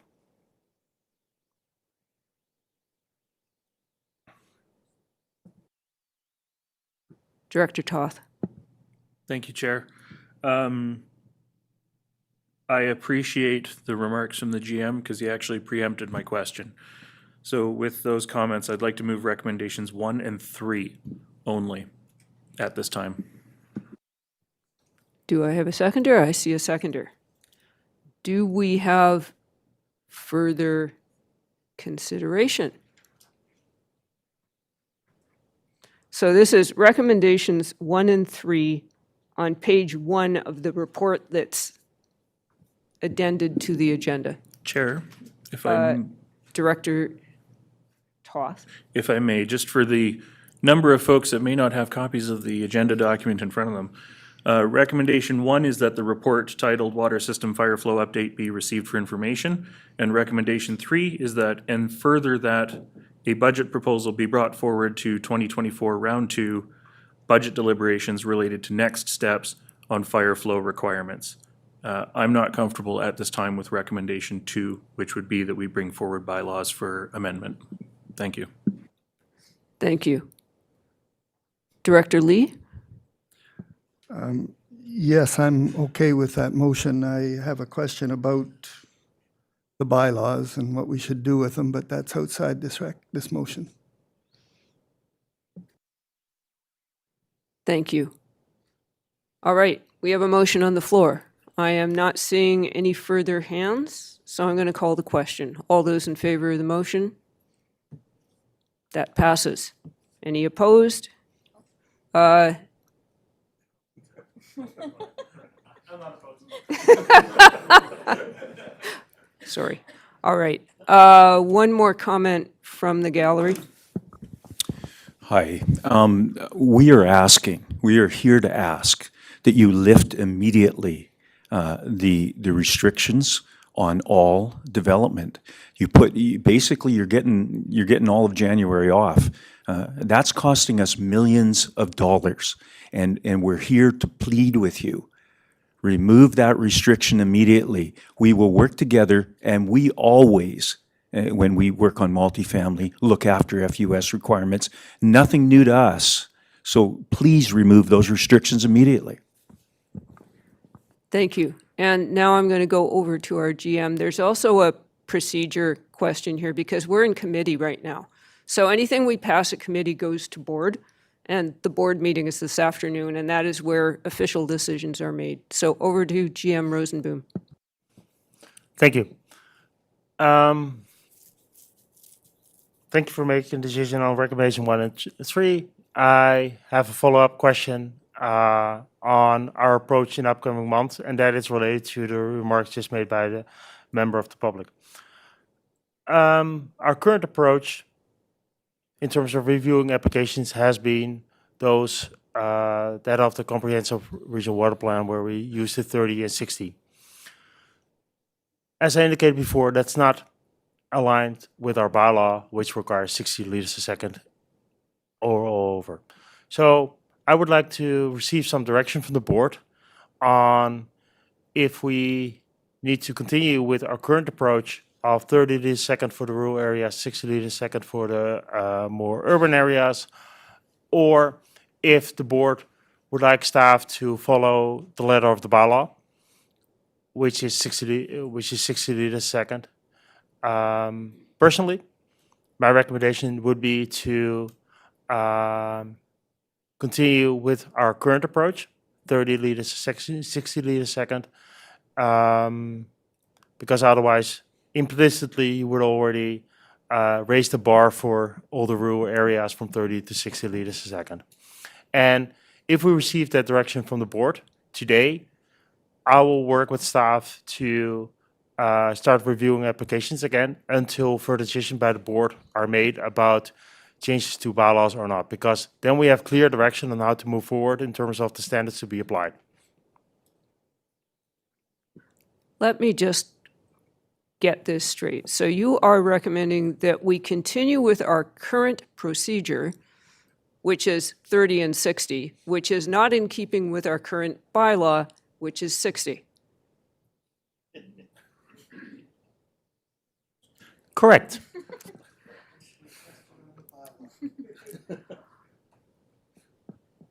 Great. Director Bax, did you have something to add to this?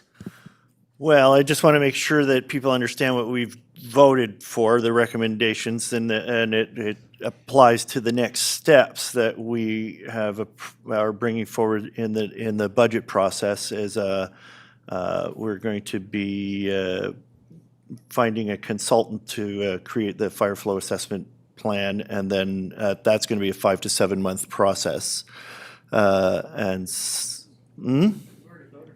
I know. I just wanted people to understand that, and that I really would like to see consultation with the public on some of this, because it does affect a good portion of not only our community but the economic parts of our community. Thank you. We will get to that. Back to GM Rosenboom. Thank you for the question. What staff could do is, as part of our report for January 25th, present some of the options, present this question to the board, for the board's consideration at that point in time, what the pros and cons would be, because the nice way of doing it is enshrining the 30 liters a second at this point in time in the bylaw for the time being, and then maybe update it again in half a year. But that's something that we have to assess, because then at least we're following the bylaw and we're not contrary to the bylaw as we've been doing for the last 10 years. So there is an option here for us to present the report back in 2 weeks with some options for the board's considerations, or some pros and cons. And the only question then is to the board, would you like us to proceed in terms of what do you want us to do between now and then in terms of reviewing of applications? Thank you. I'm not really comfortable making a motion to continue a practice that's against our bylaw. That's, you know, I can see the corporate officer looking at me, so it's not a good thing to do. So yes, we do need to decide what we do between now and the 25th. So what we could do is we could float a recommendation at this committee right now and ask staff to come back to us at the board after lunch and give us a summary of the implications of the recommendation that we are making right now. Would that, and then that gives us a chance to consider where we stand. So I'm wondering if somebody is really on the ball here to make a motion.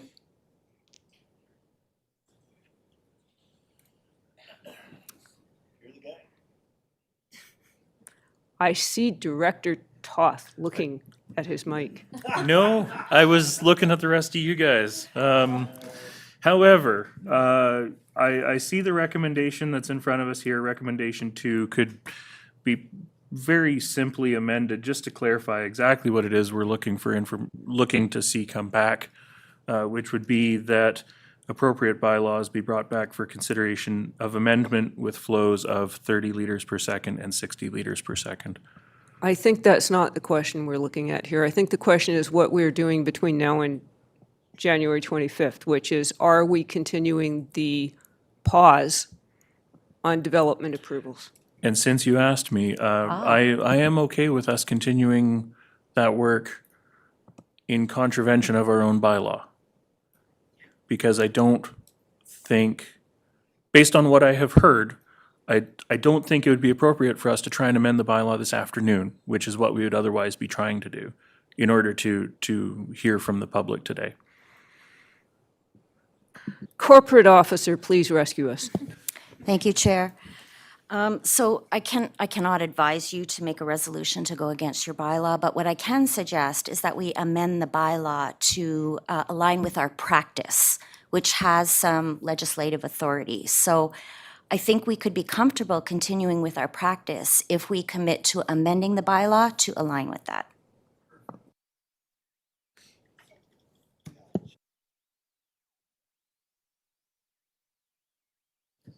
Right, but are we making that recommendation now to go to board this afternoon? Is that, no? I would suggest not, because this has been our practice. There's no, if that's your intention to continue with our practice, the only recommendation that might be helpful is to direct us to bring back the bylaw, to align those bylaws with our practice, without inserting the decision as to what flow, whether we go with what is currently in the bylaw or whether we roll it back to a 30-60, I believe the GM had suggested was our current practice. Yes, I'm still not getting here because we're not at the point of amending bylaws.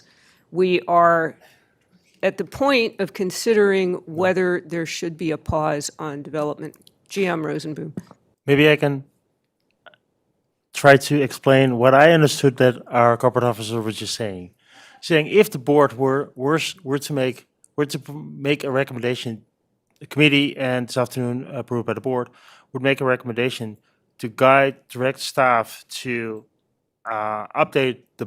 to come back with an amended bylaw proposal that aligns with our current practice, then it would be okay if we can then it would be okay for us to continue to use our current practice until that bylaw is actually updated.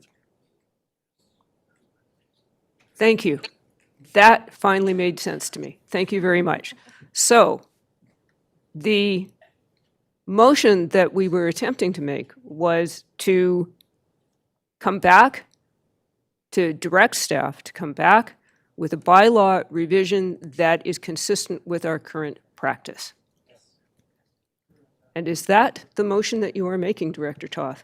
And further, that recommendation be forwarded to board this afternoon? Thank you, that's lovely. Do I have a seconder? I have a seconder, thank heavens. All right, any further discussion? Seeing none, I call the question. All in favor? Thank you very much. Thank you very much, everyone, for coming today. We're going to take a 5-minute recess before we come back.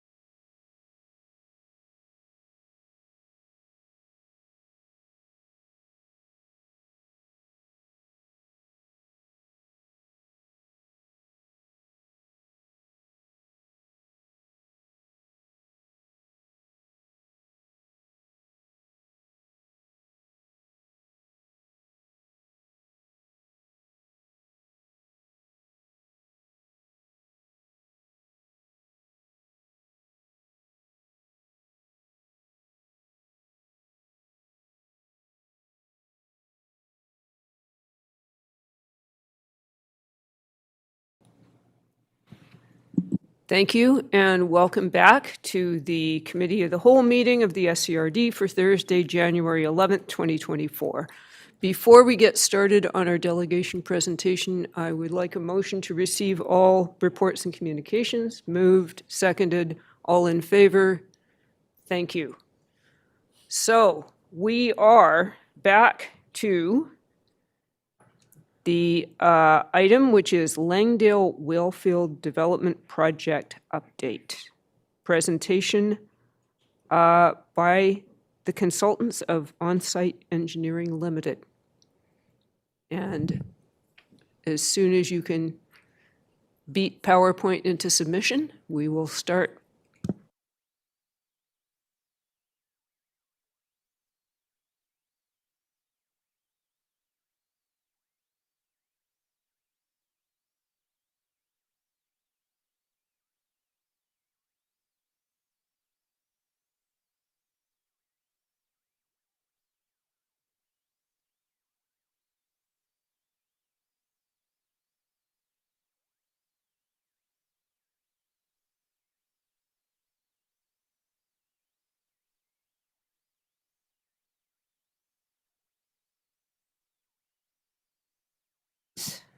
Oh yeah, push the button. Thank you. So I will be presenting the results of the project named Groundwater Investigation Round 2, Phase 3, Langdale Well. And it involves the drilling and the construction of 2 production-sized test wells at the Langdale well site. And we refer to these wells as the new wells. Just before I continue, while going through the presentation, I made some minor tweaks to the presentation, which is different from what is in the agenda, but you will get the latest version of the presentation.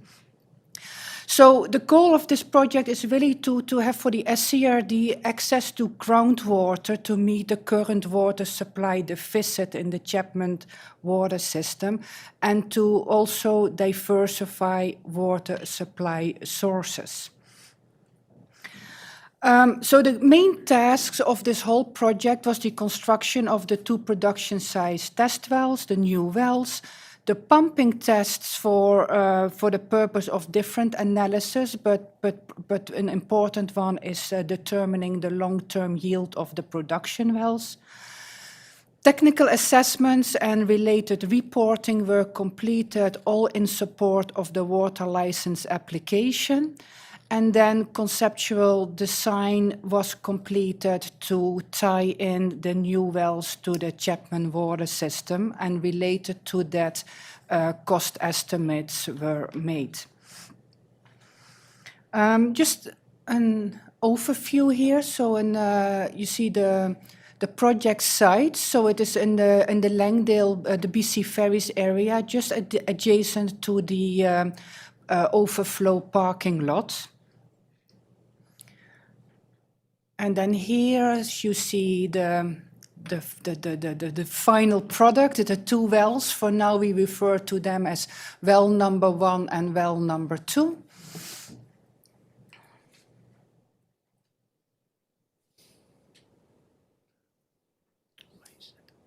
Okay, let's do this. So the fieldwork actually has been completed in exactly 1 year. So we started off in 2022 in May with pilot borehole drilling. That's primarily for the purpose of collecting good soil samples for the screen analysis. And then the well drilling and construction was completed over a period of 3 months. So the pumping tests were pushed back to the following years, and that had to do with the prolonged dry weather condition that was happening on the coast and elsewhere. And then following the pumping test, we completed the pitless adapter installation, which is part of the permanent well infrastructure, and the downhole video inspections. So this slide just shows a cross-section, and just for the purpose of showing, okay, where is the aquifer, where are the wells, and how is it in relation to the existing Langdale well. So you see that we identified an upper aquifer, water-bearing sand and gravel, and then that's followed by low permeable formation. Sand and silt, and then underneath there, deeper, we encountered also water-bearing formation, sand and gravel. So we distinguish between the lower aquifer and the upper aquifer, and the two production wells are all both completed, as is the test well of 2020 in the lower zone. So the vertical arrow shows where the well screen of the well is.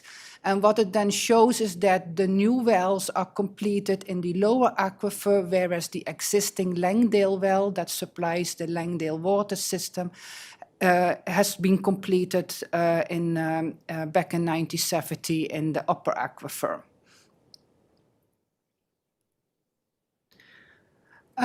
So both wells are, just for information, well number 1 is close to 69 meters deep, well number 2 is slightly deeper with 73 meters. The illustration on the left just shows at this time the installation of the well screen assembly into well number 1. And then here you see a close-up of the well screen. It is just getting lowered, so you see a portion of the screen. Well number 1 and well number 2 have slightly a different screen length, and that purely has to do with the results of the grain size analysis. So once those screens are installed, the next step is, we call that well development. It is high pressure, we do it with air water jetting. So under high energy, we call it the geological formation is restored around the well screen and nicely packed around the well screen. And then the illustration to the right shows in progress the installation of the pitless adapter. So as you can see, we planned for the perfect weather for the pumping tests. We completed the drawdown pumping tests first for each well, purely to determine what is going to be the pumping rate for the 72-hour constant rate pumping tests. In addition to collecting information for these two wells, we also had observation wells. We monitored Langdale Creek water levels. Towards the end of the pumping test, we collected water samples. They were sent to the laboratory for analysis. And throughout the pumping tests, we monitored samples on electrical conductivity and pH. So just part of the analysis, so when it comes to the long-term yield, how productive are these wells? Well, results suggest that well number 1 is very productive, with almost a 93 liters per second long-term yield. But having said that, the actual certified yield is 56.8 liters per second, and that is purely based on the pumping rate during the pumping test and the pumping duration.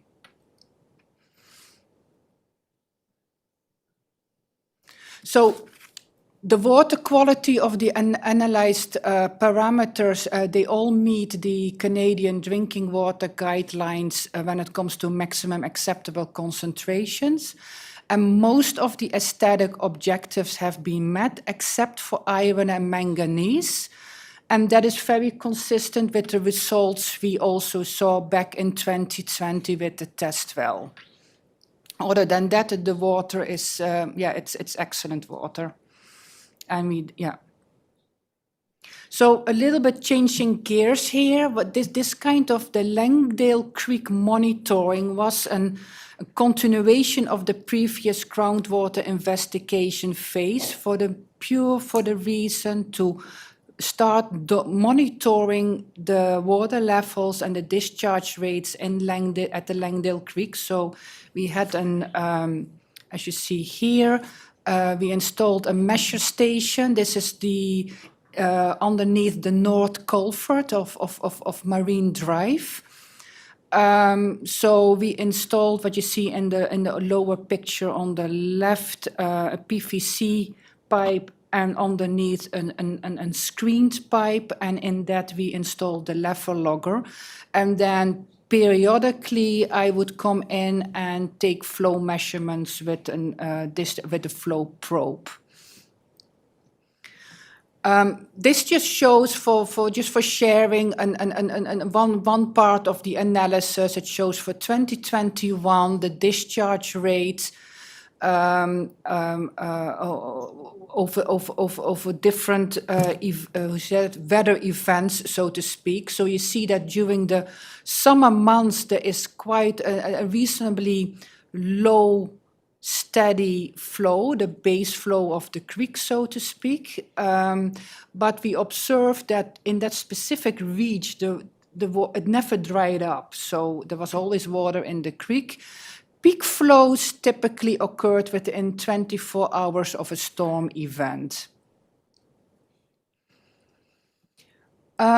So we also measured during the constant rate pumping tests the flow in the creek, and based on the results, there was no measurable impact observed on the creek water levels during the pumping test windows for each well at that particular discharge rate the wells were operating. So in other words, this rules out a direct hydraulic connectivity between the new wells and Langdale creeks. In other words, pumping at the new wells, it's very unlikely that that will impact the water level in the creek. Just skip that one. So we addressed other considerations as well. For instance, we looked at the potential concerns of saltwater intrusion. Based on the water quality data, as such, there's no concerns. We could observe during the pumping test. And as far as well interference on, I call it third-party wells, there's no concern. It's very unlikely that pumping at the new wells will impact any groundwater user. And actually, within the 1 kilometer radius, the only groundwater user we could confirm is Hopkins Water System. So the next couple of slides are about the tie-in of the new wells to the Chapman Water System. So proposed at the Wellfield will be a new building for the electrical and controls for the both wells. The Wellfield, it's proposed to have a gated access purely for wellhead protection. And both wells will be equipped with a submersible pump motor assembly and related infrastructure. There will be proposes to have a backup generator at the site as well. So approximately 3 kilometers of raw water main will go from the new well site to the proposed water treatment plant site, which is up at 1235 Stewart Road. It's a Crown land. It's just behind there's a little information stand there, so it's there. And then particular for the water treatment plant location, proposed is a 250 cubic meter raw water reservoir, a booster station, and then for the treatment of iron and manganese, proposed is a prepackaged green sand filtration water treatment. And then there will be proposed is 2 treated water reservoirs. Provisions are needed for waste residual handling, and as well there will be a backup generator. And then the treated water transmission main proposed is to connect it to the existing water main at the intersection of North Road and Reed Road. So this is the cost estimate grouped for the key components. So The total construction cost is estimated at just over $15 million, and taking into consideration engineering and contingency, it will come just over $22 million. Some other work has been in progress. So groundwater license application, the requested amount for the new wells is going to be 60 liters per second. For the location where the proposed water treatment plant will be, we need to submit, the SCRD needs to submit a groundland tenure application. And to the Environmental Assessment Office, a project notification needs to be submitted. And this is all ready to be submitted. So what are some key next steps? First of all, funds needs to be secured for the infrastructure needed to connect the new wells to the Chapman water system. Finalizing of the infrastructure design, and continuing communications with the ministry regarding the different license applications. A couple of other next steps are the organizing an information session or consultation meeting with the First Nations. Scheduling is in progress. Communications is in progress, but it's regarding the land use of the new wells with the Ministry of Transportation and Finance and the BC Ferries terminal. So the land falls within the area leased by BC Ferries from the Ministry of Transportation and Finance. And then last, the Ministry of Transportation and Infrastructure, permission is needed for the required trenchless crossings and water transmission main along the Sunshine Coast Highway. So if I still have 2 minutes, then just like to show a little excerpt from the downhole video inspection from the well, because I assume not many people have ever seen a video from a well, which is always very exciting to show. Let me just see how I do that. A new share. Okay. So just as introduction, so the camera, it's a camera that goes into the well, and it has 2 views. So it has a lateral view and a downward view. And typically we have the video show the lateral view.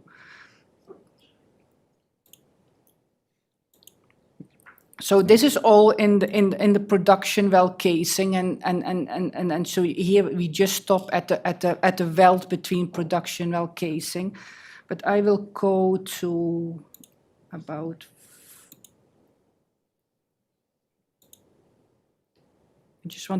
Okay. So let's start here. So what this is, so the camera is in the well, and it faces towards the well screen. And you see the geological formation that is tightly fit around the well screen. So basically you look at the aquifer, and it comprises of, the video enlarges everything a little bit, right? So those openings are in the order of 3 millimeters. So, and what you see behind is coarse, mostly coarse sand and gravel. So. I just notice it delays a little bit here as compared to the screen, but it just gives you a bit of an idea. And the whole idea for us to go through this process is to note down measurements, but also make sure the integrity, that it's like making sure that there's no issues with the welds, there's no issues with the screen, so that we know it has it's an excellent constructed well. So, yeah, so that's it. Thank you very much. Thank you. That was very interesting.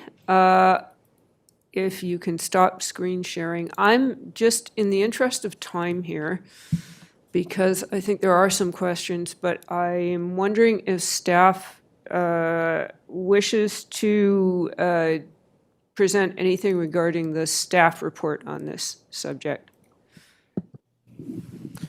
Thank you, Chair, for the opportunity.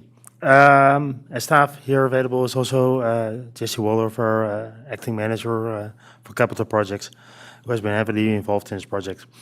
The only thing I would like to add is that at this point in time, while the report and the presentation includes a cost estimate, the report also states that we're still confirming the legal and financial implications. Question that, given the amount, we have to, given the cost, we have to confirm if an AEP or referendum would be the appropriate process if to seek electoral approval for any long-term loans that might be required, in addition to, of course, grants and other funds that might be available. So those are some of the things that we are still working through, and we hope to provide an update on that as part of the round 2 budget process. Thank you. Thank you. So first, do directors have any questions for our delegation? Director Toth? My hand's been up for a while. I'm sorry, I thought you said no. I said You didn't yes. have- Oh, I beg your pardon, Director Bax. Sorry. I just wanted to know, maybe this is for GM Rosenboom. Is there an existing water main that goes from Upper Gibsons down to Langdale? Is there nothing that, how does Langdale water connect to the Chapman system at the moment? It does not? It just comes out of that, okay, so it's all- There is a connection to Hopkins, Is there a, yeah, but Hopkins system is, but yeah, okay. there isn't effectively a connection. Director Toth? Thank you, Chair. I had one question for the consultants based on terminology here in the report, which I want to know what makes an aquifer leaky. We've seen confined aquifers, unconfined aquifers, and now apparently leaky aquifers. So I'd just like a little more information on that. Thanks. Over to the experts. Oof, do I have an hour? No, it's a very common, thank you, Chair. It's a very common terminology. So leaky confined suggests suggests that the confining layer above the aquifer water, there is vertical leakage, so to speak. So, and that is just very common. It may as well be more common than a purely confined aquifer. It is just not used that often in general speaking. But what I should say is that you can only determine if a confined aquifer is leaky that results from the pumping test and related analysis. Thank you. Okay. Director Stanford. Thank you. I have many questions as this proposed well is in the West Howe Sound area, and I represent the communities there. In reference to the leaky aquifer, the way this is being described, as I read it, is the shallower aquifer will remain as is, as supporting the current Langdale well, and that community that works with that well in an isolated manner. This new well, which will support Chapman water system, is more productive, it's deeper, but when we talk about leakage, how do we determine or confirm that it will not pull from the upper aquifer, which is currently working very well for the local community? And I need to have assurances that this will not impact the water supply of the local community. Thank you. So the upper and the lower aquifer, they are hydraulically connected. So that means that yes, if wells are pumped at the new wells, it will show a drawdown at the existing Langdale well. Yes, so, but I think what we want to look at as a next step is that, okay, in terms of operation, whether that would be a next step, that, okay, would there be any impact in terms of the current pumping rate the existing well is operating at?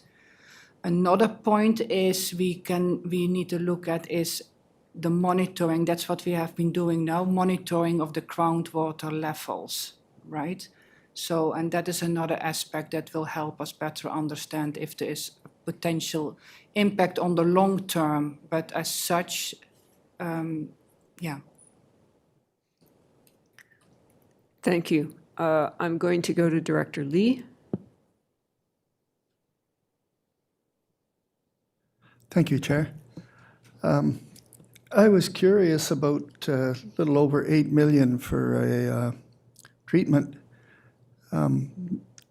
Usually wells, we've been told, are quite cheap to treat because all we have to do is add chlorine. And so 8 million kind of set me back a little bit. I was wondering why it is that much. Thank you. A good part of that is going to be because these ones have higher iron and manganese above the aesthetic objective set out in the Canadian Drinking Water Guidelines.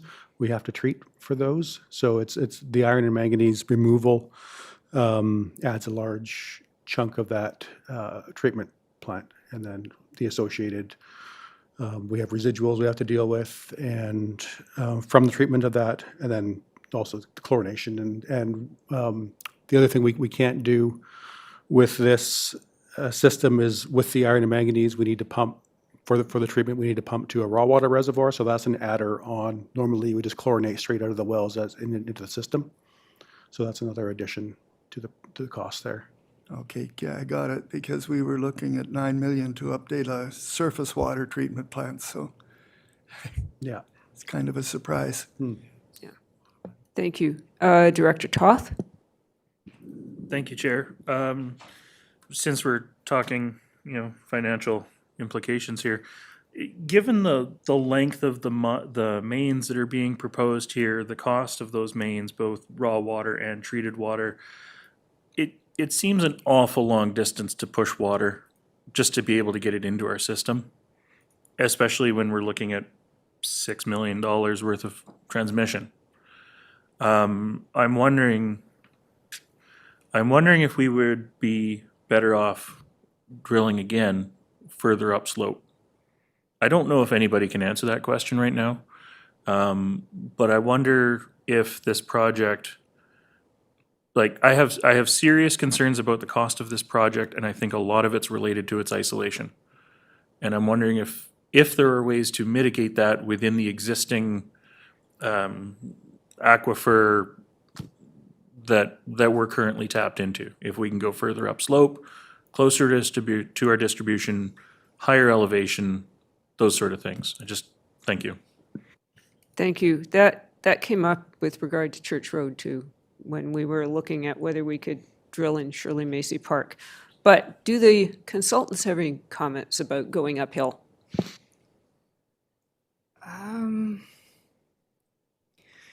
This project evolved from the previous phase test well drilling program, and that's how this site came. Is that it? Yeah. So this site really evolved from that previous project. It is a productive site. So unfortunately, hydrogeology, groundwater, it's not you can pick and choose. It is the geology, the hydrogeology that dictates where the water is available. Having said that, there's of course also your question is, well, can we go up the road? Well, maybe we can, we don't know. There's a high uncertainty associated with that. That's why this test well drilling program is important, but we have to start somewhere, and this proved to be a good location production-wise. follow-up? Thank you, Chair. I see that GM Rosenboom has raised his hand. I just wanted to interject a follow-up before you went to him, because I think he can answer this one too. Given that we are looking at additional phases of test well drilling, we're expecting reports back imminently. I wonder if staff are looking at the length of transmission mains and connecting infrastructure as part of the locating program when they do this test well drilling. Thank you. Thank you. And I'm going to go next to GM Rosenboom. Then I'm going to go to the next three people on the queue. And then I'm going to ask directors to focus on the recommendations on page 30 because we're going to try and wrap this up by 12:15. So over to GM Rosenboom. Thank you. Thank you very much for the question. Staff have, of course, identified the length of water main as well as a significant cost component. What I can clarify is that when you go up the bypass, you're like, that's upstream from the well. Yeah, but you're also moving into a different aquifer. Actually, at the top of the bypass, when you drill there, you're actually in the same aquifer as Church Road, in a neighboring aquifer. So upslope here is into the woods, into Sprocket Park, and there's all kind of issues there in terms of land ownership, land acquisition. There's an old landfill, et cetera, et cetera. So we don't have land there. So, and you would be in the middle of the woods. So that's why that site that area was not really considered feasible. On an earlier note, yes, there is a connection currently between the existing Wellfield and the existing well in Hopkins. It's a very small diameter connection, and it's of no use for the amount of water that we're talking about here. The other question about the currently considered test well locations, yes, proximity to water mains, to existing infrastructure has always been on top of mind. The reason why we in 2018 started to think about Langdale is because we knew that it was potentially a highly productive site, and we knew that there were no other groundwater users in the area, and that would most likely also don't have an event requirement. So from all kind of components, we hone into that site as a highly feasible site to create a new production well. And the fact that the treatment costs are higher than earlier anticipated is, of course, definitely not something that we were hoping for, and but that's something that we have to consider given where we are at right now. Thank you. Director Stanford. A couple of more questions, if I can, to staff. The way this report was designed is, again, the plan is isolating the Langdale well from the new wells.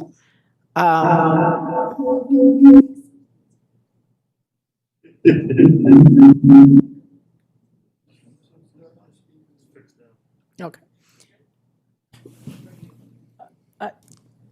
Maybe I can clarify that a little bit. The wells, the aquifers are connected because they are considered to be leaky. So it's not to say that there will be no connection between the infrastructure of the wells.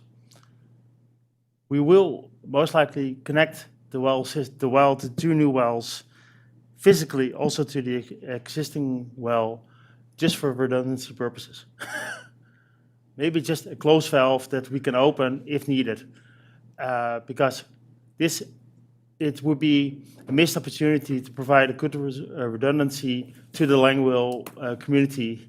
So yes, there will be a connection. Yes, we might operate them separately. Okay, Director Stanford. I did want to complete what I was saying, and you did answer to a certain extent. Because the way everything's being written, it seemed like a very isolated process. But I do really need to protect the supply of water to the local residents, but also question the wisdom of having an isolated well system that brought water up to Chapman, whereas the opportunity to coordinate with Gibson's, with possibly the new system coming online with Hopkins and the other systems along the lower coast, that opportunity is not lost for our coordinating purposes. So we all benefit from this. And this isn't just something that Langdale or Chapman benefits from. So thank you, that helps.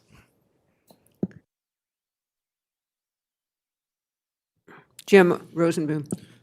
Thank you. And maybe to add to that, given how Church Road is currently set up, Langdale and Soames are, of course, already almost amalgamated into the Langdale system. So Hopkins, if we decide to take that over, will be integrated in a similar manner. So yes, those interconnections will happen so that there is sufficient ways of backing up different water supply to the different communities.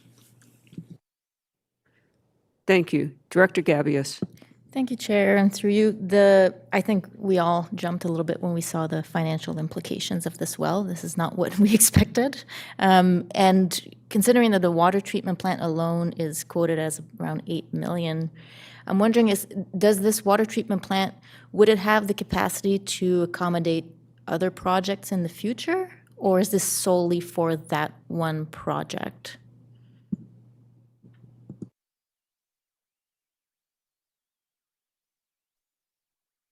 I leave the one to Jesse. Would you be able to take the seat of maybe? Sorry, at this time, the current budget only supports the volume of water that would be produced by the production wells. Thank you. And one last one from Director Stanford, or not? Okay, we have recommendations in front of us. The first recommendation to receive the report, we have already received it. I personally am not happy with this price tag, particularly when there are so many other projects circling, like we are test drilling in West Sechelt right now. We have reservoir projects under consideration. This is a big jump. And I also have concerns about the handling of residuals. Just because we previously built a water treatment plant with no plan to handle the residuals doesn't mean we should do it again. Really not a plan in my view. So what is the appetite of directors? And I'll go a little further here. I'm going to ask staff, if we should not support recommendations 2, 3, and 4, where does that leave us?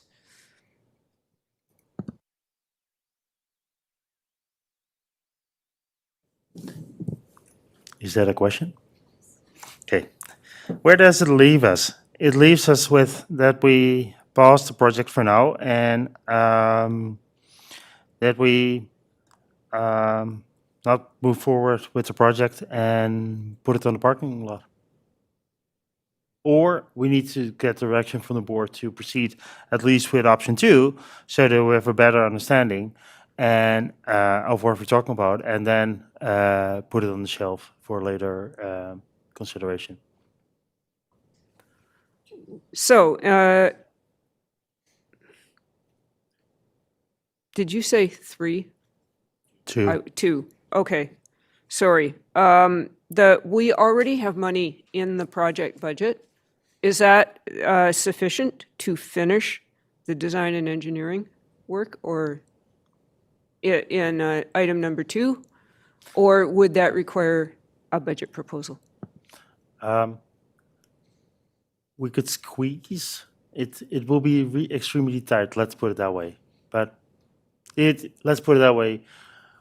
We can, with the money available, we can get the design to where we can get it, and that's at least a lot further than we are today. And it also would allow us to have conversations with the ministry about licensing, etc., and at least initiate a process, because I think it would be beneficial to initiate a process regardless of a further decision on actual development. There's nothing wrong with having a license sitting on the shelf instead of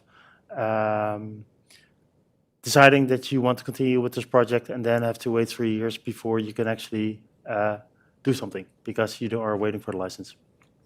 Thank you. Thank you for those sage words. Back to the speakers list, Director Toth. Thank you, Chair.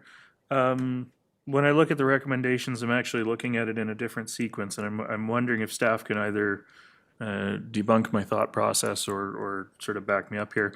When we're looking at the licensing application, I believe that's something that we can go forward with the information that we have now, because I believe I saw a license application January 2024 in the presentation.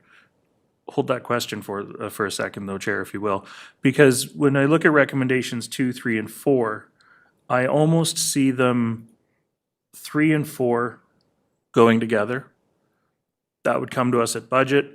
We'd have a staff report. We'd know a little more about the financial implications. We'd know what the electoral implications would be. We'd have, an updated budget proposal for the whole project. And if we wanted to go forward at that point, I think is when we go to final design and engineering. I'd hate to do final design and engineering and then find out when we get our budget proposal brought back to us that cost escalation is even higher, or there's some other issue that we didn't know because we didn't see those other reports first. So just thank you. Okay. Jim Rosenboom. Thank you.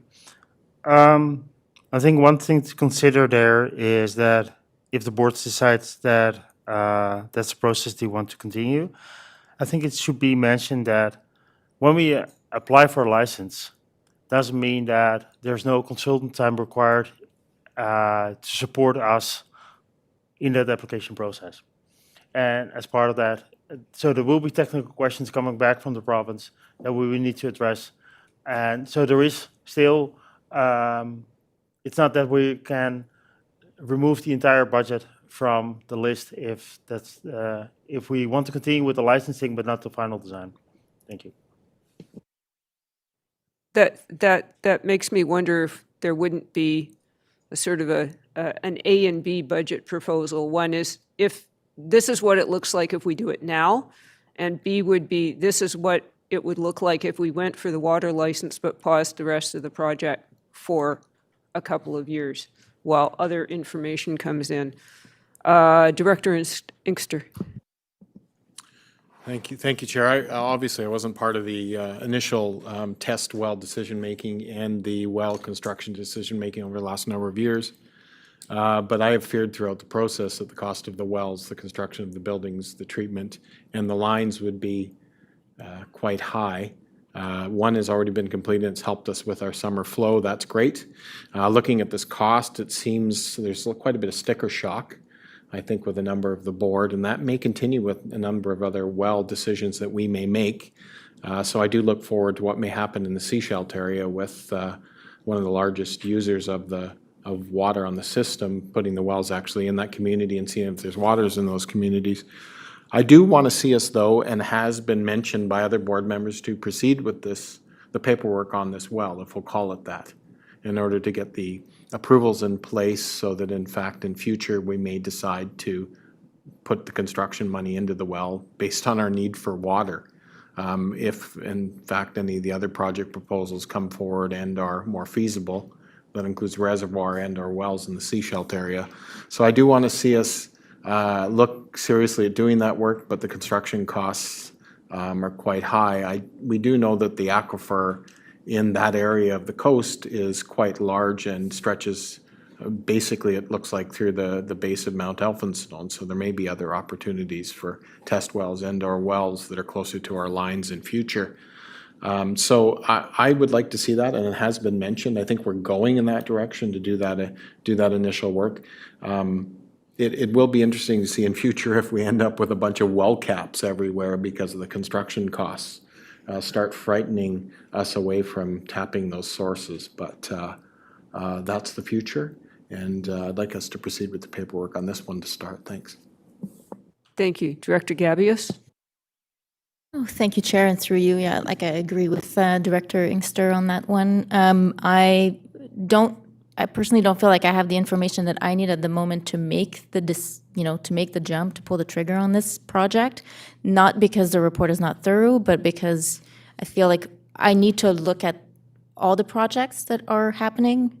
I would like to be able to compare them. I would like to know how much water we actually need. Like once the water meters are installed and leaks are fixed, then we'll have a better idea of how much water we need. So like, do we jump at every project, like to respond to the crisis, or do we have time to pause and look at all the projects and make a decision as to which ones we want to pursue?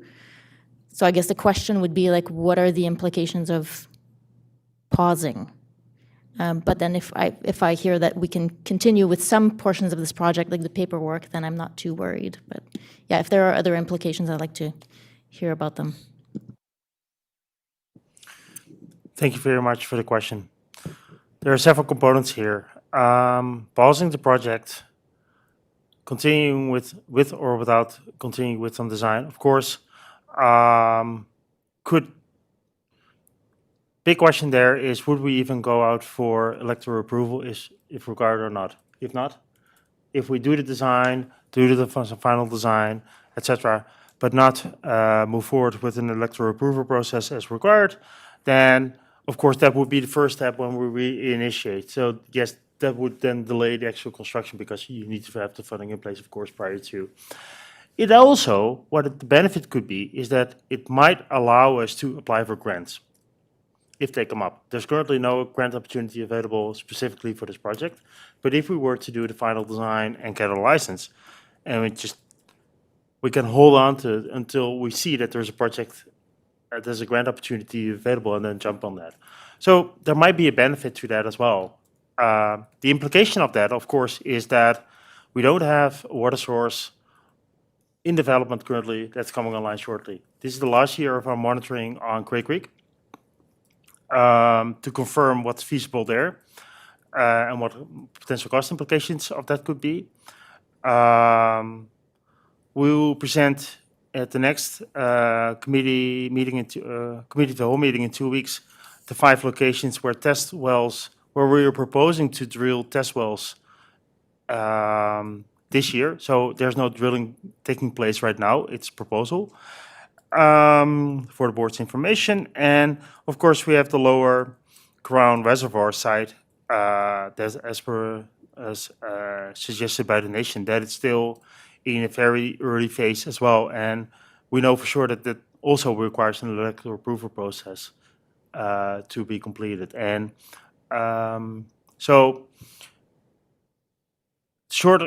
what are the implications? It might extend our current water supply shortage, but how long, etc., that totally depends on timing and readiness of and feasibility of other sources.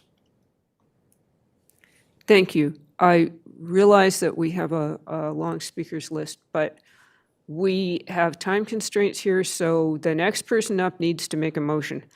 And my suggestion is that the recommendations as presented on page 30 do not commit us to anything at this time. They will bring us a budget proposal, which we will then consider at round 2 budget. So over to Director Lee. Point of order. I love Robert's rules. I had my hand up before Director Lee, but my computer reset my Zoom and kicked me back. I beg your pardon, mine reset too. So I don't know who's next, but Director Stanford, it's your area. So if you want to go next, you're up. But there better be a motion. Thank you, Chair, and thank you to GM Rosenblum. That your explanation as to why you're recommending this was helpful because I wasn't seeing that in the report. I would like to move the recommendations as presented on page 30 of the package. That we've already received this for information, so it would be recommendations 2, 3, and 4. Is there a seconder? Seeing a seconder, thank you. Further discussion on the motion on the floor, and I will go to Director Bax. I'll wait to, I have a what? Oh, I think that we should, pause. I think that we should take the money that's available now and fulfill recommendation number 2. And I think we should table the other 2 recommendations until such a point that we hear back from the test wells that we now have in the pipeline. I would make a motion towards that. There is a motion on the floor, but you are speaking against it. That's a discussion. So I'm speaking thank you. against it, yes. And I'm not sure who's next at this point. A procedure thing. Director Toth. I would suggest we sever the recommendations and just vote on them individually. Oh, all right. How do we go about severing? Does that go back to Director Stanford? We've seconded this. We could Okay. rescind what I had. You're fine. Thank you, Chair. We don't need to rescind anything. You've moved the motions onto the floor, and we can just vote on them individually. So you can start with number 2, number 3, number 4, and they can all be voted on individually. Thank you very much. So, as chair, I'm going to put them in order. We'll start with number 2, then we'll go to 3 and 4. Who would like to speak to recommendation number 2? Because I think we were all pretty much, we've got so many hands up in the air right now. It's Director Lee first. I'm looking for some clarity on what the objective is here. I would like to see that I'd like to know what it costs to get us to a water license. If that's strictly a desktop exercise, are we close? Can we do it with the existing money? Is that the motions we're looking for here with these 3? Okay, thank you. I think what GM Rosenboom said was that if we passed motion 2, we should be able to get to a water license, though it might be tight. Director Rosenboom? I'm still general manager, happy to be so, instead of director. Option 2 would get us a water license and would get us a construction, almost a construction-ready project, so that if there's a grant or whatever, we can actually pull the trigger and move on. There's an option where we scale it back, where we present, and that's the option A and B you just talked about. We can get it to almost construction-ready project with a water license, or we can get it to only a water license, and that might be a smaller amount. And then a lot of engineering and detailed design, et cetera, still have to be done at a later date. There's a benefit of having the current consultants, which we already have under contract, continuing with the design work. There's definitely a financial benefit there, and because it's the same people. Otherwise, if we delay it and park it and pick it up in several years, we have to go for tender again, and I can assure you that would not be financially beneficial. Thank you very much. Are there any, so passing recommendation number 2 will get us to a water license and possibly make us grant ready, depending on what proposals we pass at budget. So, unless anybody has grave concerns about recommendation number 2, I'm going to call the question on it. So, all in favor? Any opposed? Director Toth, you are opposed. Would you like that recorded? Thank you. All right. Next, recommendation number 3. Who is wanting to speak to the 2024 budget proposal for Wellfield Development? 2024. Director Inkster, you're next up on the screen. Yeah, hands are still up, I guess, Chair. Thank you. I can't support that at that time. It's just talking about spending money that I had already spoken to, not in support of. I like number 2, and I spoke in favor of that, and I'm glad to see that. Thank you. So you are not in favor of a budget proposal? Okay, Director Bax. Yeah, I'm not in favor of a budget proposal. I move that we table this until such time that we hear back from some of the other water projects so we can weigh things against each other.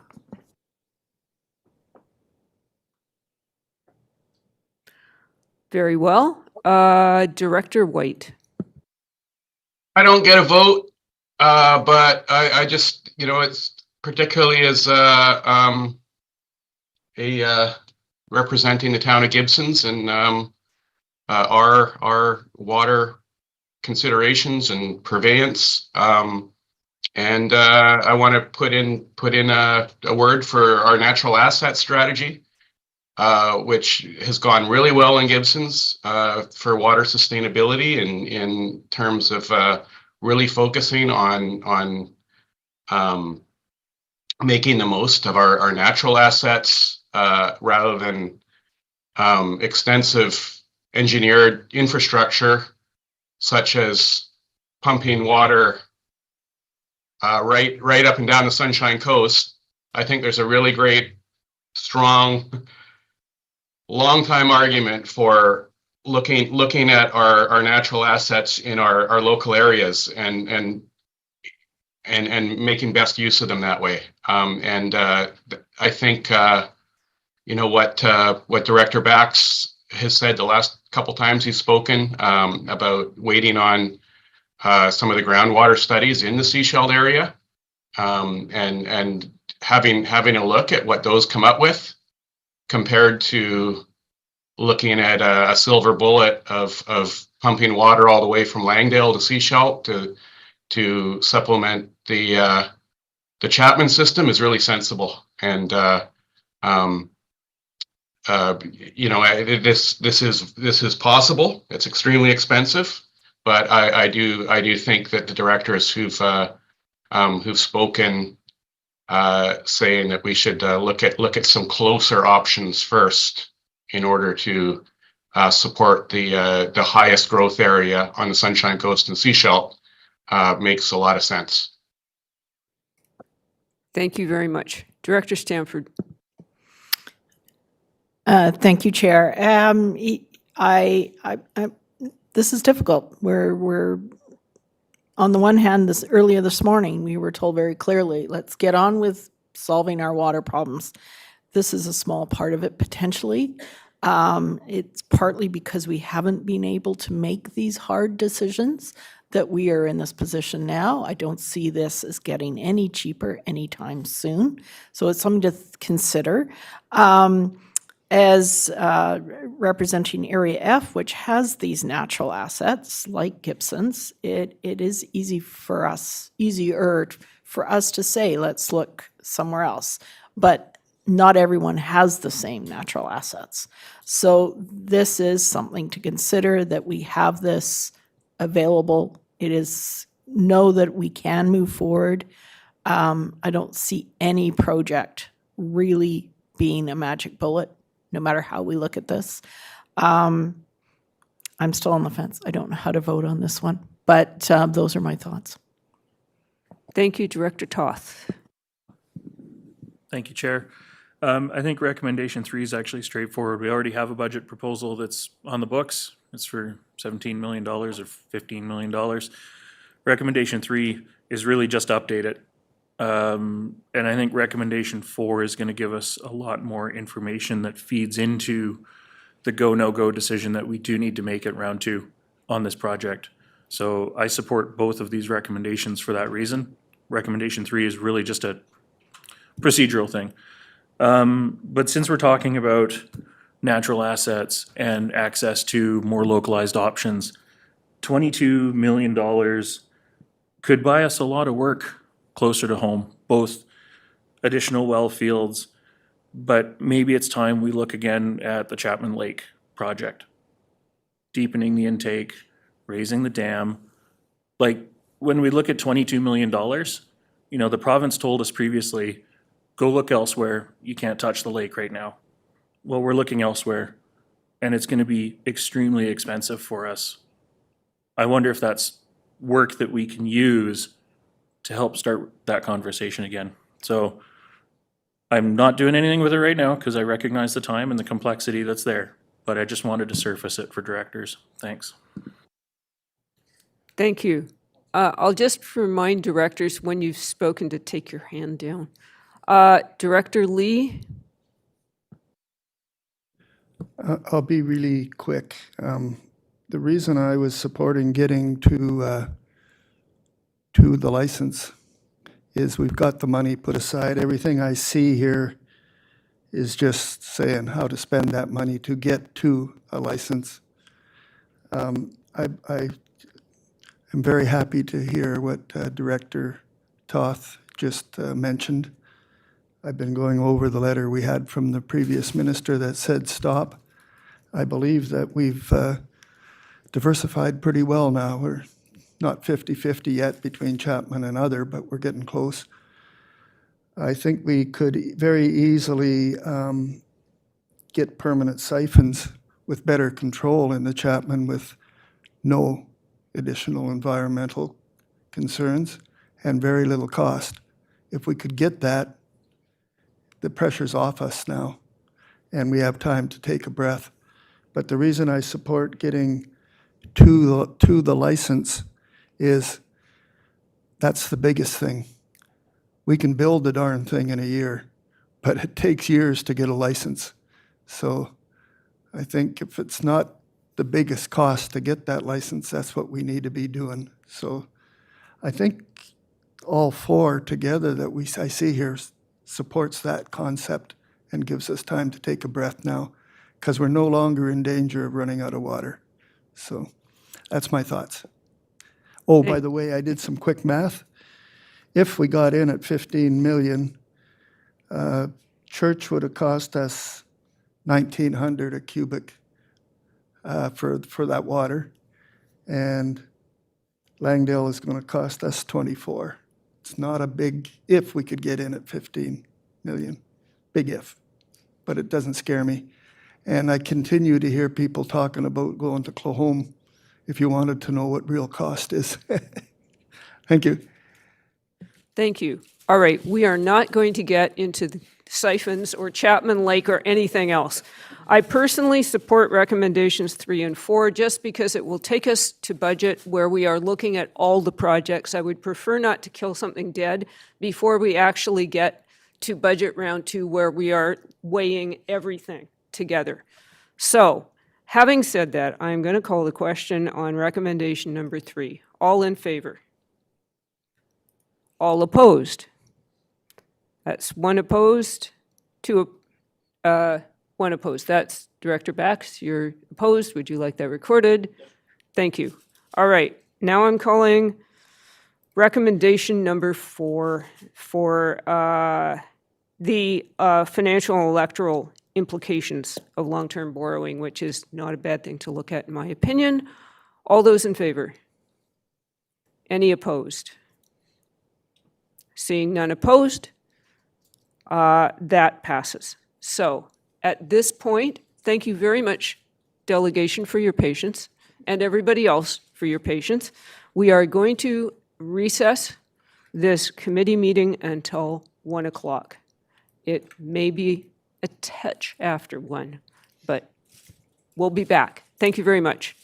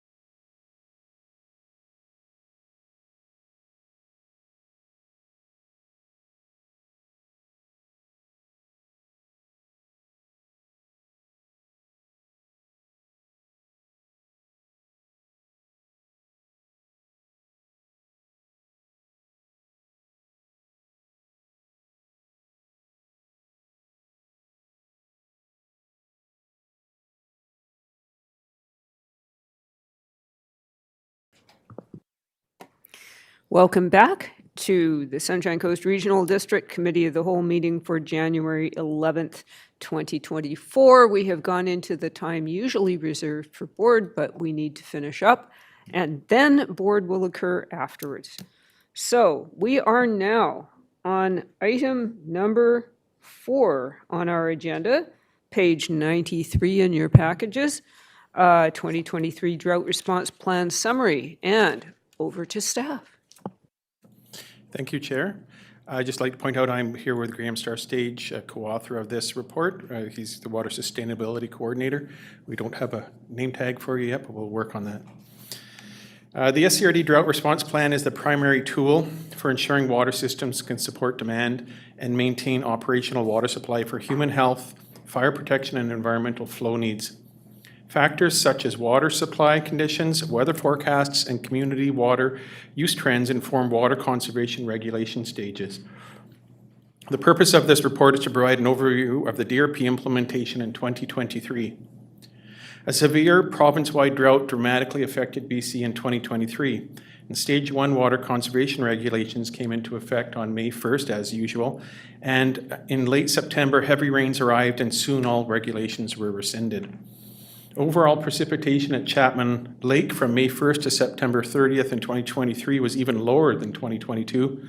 However, nicely timed August precipitation was 4 times higher in 2023 compared to 2022, which helped delay the stages. 2023 started hot, sunny and dry in an early spring and ended with heavy September rains compared to 2022, which had a cooler start and a much longer time to recover in the fall.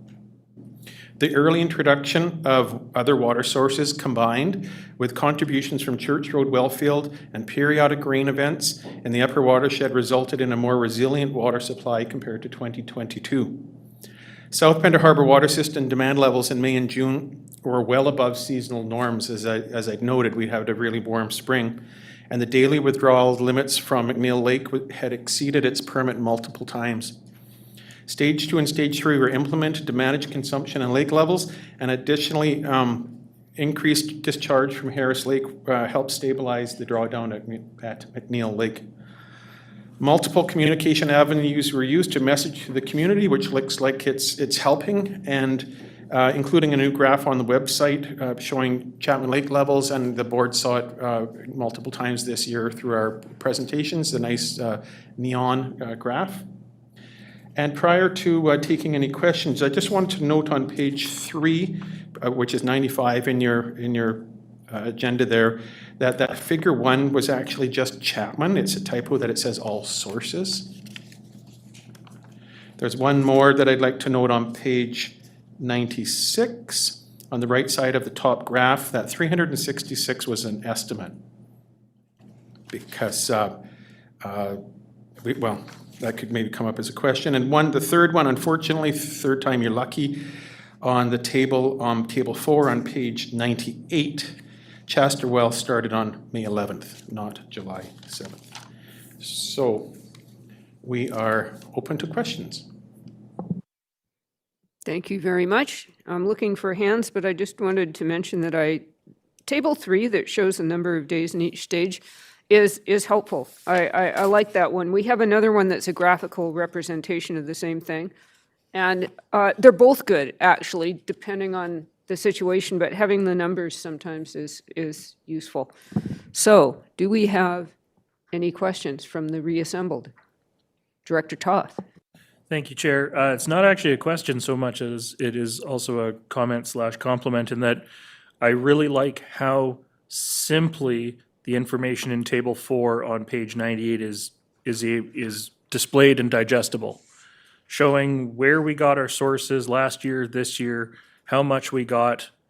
Like, that's easy to look at and easy to understand. And I think when we talk water with our community, that's a tool that we can use to help explain 2022 versus 2023. Thank you. Manager Walkie. Thank you, Chair. I appreciate that comment because myself, when I was reviewing these tables, I looked at the 2022 consumption of Chaster Well and asked staff to double check that number because you could compare it to this year. Thank you. Thank you. Director Stanford. Thank you, Chair. On page 99 at the bottom, there's, again, well succinct outline of what's happening with Eastbourne Water System. But what is happening with Eastbourne Water System? Is this a question of temporary low recharge, or is there a potential that the aquifer is depleting on a long-term basis? And if you cannot answer that through the chair, maybe we can answer it at a different point in time. Thank you, Chair. It's too bad Inika still isn't here to answer it as a hydrogeologist. But we do find that well does take a while to recover. This year looks like it's longer. We continue to monitor it, but other than that, I don't really can't answer your question. Thank you. I'm just going to ask a follow-up. So how would we find out the answer to that? Would we have to do another study, or are we just going to have to wait and see, or how does that work? I would add that the Community Climate Action Plan is going to come forwards. And when you look at the actions in there, there is discussion around or proposals around collaborations on larger scale ecosystem monitoring, drinking water monitoring, biodiversity monitoring. It's very difficult for us to make conclusive comments on something that is so difficult to monitor. But I think long term, that is something we have to start looking at, is how we can monitor the impacts of climate change. And that's going to happen, I believe, through sustainable development, and infrastructure will play a role as well as other community organizations. It's a big picture topic, though. Thank you. Director Lee? Thank you, Chair. I'm actually on that same chart, Table 4 on page 98. I'm curious about the Chapman Lake valve. It gives 711,000 in 2023. I thought we had around about 840 capability. So I'm curious why it says 711. Thank you, Chair. The Chapman Lake valve can't access the full volume of the permit. It can only draw the lake down so far. And so when we first start the siphon off, we're actually siphoning off the remainder of the original permit. So that's why that number is less than the total volume of the permit. And that's where this year we used the siphons, but we didn't use the emergency permit, which is for the siphon. Thank you. So the difference is in the siphon. Yeah. Thank you. Thank you. I thought Director Gabius was next up. No? It was Director Toth? Fine. I'm hallucinating. Go, Director Toth. Thank you, Chair. I'll try not to take that fine personally. On page 100, there is reference at the top to the bulk water filling station from the Langdale well. I just, anecdotally, how do staff feel that went? We operate a non-potable water station in Seashelt during the summer times, and it's starting to get some uptake from people. I'm just wondering how a similar service in Langdale was utilized. Thank you. So the opportunity to fill from Langdale is designed to support business continuity. So with civil contractors, agricultural, it's not for residential. And I think that, well, I mean, the best case scenario is not to go to the highest stages. So that's got to be where we maintain our focus. We have to manage any, there wasn't a lot of use, but we did let the people know. I mean, that's the best answer. There wasn't a lot of use, but we let the contractors who know. So we want to, if you're doing paving or you're doing road works or doing stuff that's for the public good, in general, we want to provide access to that. But having a truck that can haul that much water's, 1 kilogram a liter. So if you want to haul 1,000 liters, it's 1,000 kilograms. So it is mostly for like a commercial scale thing. And I think it went well for those that needed access to it. Thank you. Director Gabius? Thank you, Chair, and through you. I think I was happy to see the communications piece on this in this report. Communications is huge in the summer when we're in drought, and I'm glad to see Manager Buckley is here with us. And I know I saw Coordinator Starsage at the Roberts Creek Farmers Market talking to people, and I'm wondering if you have any thoughts, anything you can share with us about like the successes that you saw this year or things that should be improved communications wise, or like any lessons that you learned this year that you will apply to this coming summer? Sure. So one of the reasons to include a comprehensive list is because there's a narrative sometimes that we don't say enough, and we saturate every channel, but in this era of attention economy, it's hard to get anybody's, bandwidth to listen. So we certainly have a very comprehensive communication stream that has sort of two parts. One that focuses on the drought response plan, like what are the regulations at each stage and what are the impacts of those stages. And then we also have like the peripheral water conservation messaging that is mostly a year-long thing. What we've done this year is bring some of our ideas or plan for the communications forward to the Water Supply Advisory Committee to get a good feel of what they heard, what landed with them, what type of messaging they think might work. And that's going to help inform our plan going forwards. Yeah. Thanks for the question. I think to add maybe two separate areas, one being the graphic that we hosted on the website. I think that gave people a good sense of where we were at any one time.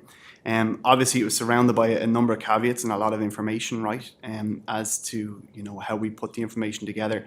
But I think what that allowed us to do is it allowed us to provide a number and then provide peripheral conservation messaging around that number. So, if we said there's 70% left, this is what we need you to do, right? One other thing we did this year was we held a persistent digital ad on the front page of the Coast Reporter. So this ad stayed there for the entire period through drought management. It was in the one space, and it provided a click directly through to that page, which showed the graphic and other surrounding information. And the statistics that we got from the Coast Reporter showed that ad performed far and above any other ad that they've had in that space. So that's something that we'd be looking to continue. So I think there are two new features, I guess, that we brought in this year, which work quite well. So yeah. Thank you. Director Bax. Yeah, I want to commend our communications department for keeping us up to date on many, many things and helping to steer the public to a better use of our water. And I noticed that our Alpine Ski Resort is opening, Dakota Ridge, and I wanted to ask about the monitoring of the snowpack. And how often does that take place, and will we be getting updates as throughout the winter and into the spring as to the state of the snowpack? Thank you, Chair. We'll start the snow surveys in a few weeks at the end of January, and we'll do it monthly throughout until we feel we don't need to do it again. I don't have a report of what snow is up at the lakes right now, though I do know through the communication about Dakota Ridge that there's 0.8 of a meter at Dakota Ridge this last few days. So I'm assuming that Chapman is probably similar right now, 1-ish meter is my guess. And on page 105, you can see the snow water depths in the past few years of being over 2.5 meters. So, let's hope that it snows another 1.5 meters in the next couple months. Thank you. Thank you. Director Inkster. Thank you, Chair. That last question was a good one. I know that in Seashelt, we heard some concerns recently about there being no snowpack. I know that we were dealing with a mild winter. And there was quite a bit of work done last year. I wasn't sure if it was Mr. Walkie or one of his staff members did some work on snowpack. And I'm assuming going forward we'll get continuous information on the snowpack as we hit the the end of that kind of season in the summer, because everyone knows, especially us, that that's Mother Nature's water storage device. So I'm glad there's snow, and I hope we get some good accumulations over the next few days when it doesn't necessarily snow down here, but it snows up there. So I hope we get updates. Thanks.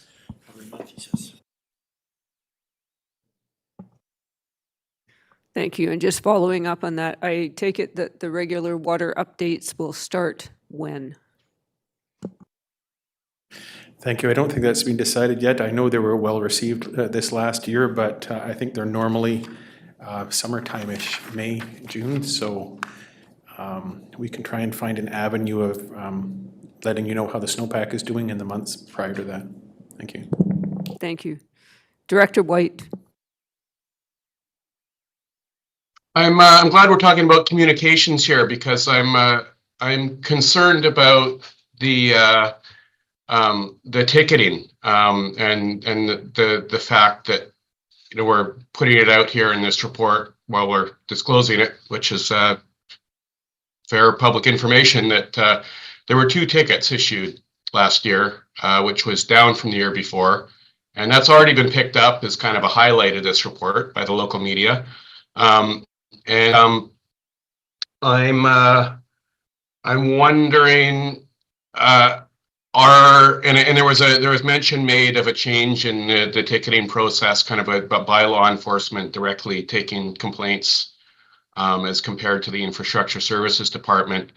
I'm wondering if maybe that's a transition that's been made, that the public needs to get used to, that maybe we internally need to get used to, and if there are, if we anticipate more ticketing in the future in response to complaints and in response to serious public concerns, that people do need to conserve and follow the regulations.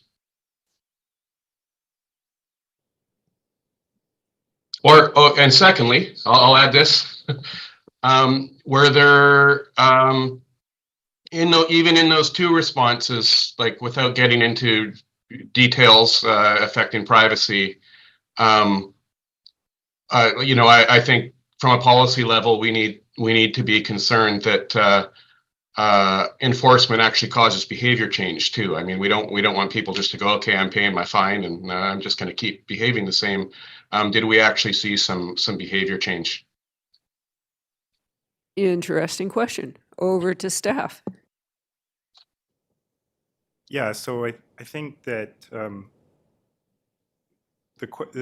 what we see, and we saw it a little bit this morning as we talked about fire flows, is we're moving from a rural area to an urban area. We're also maturing as an organization, the SCRD, and that means shifting roles and capacities.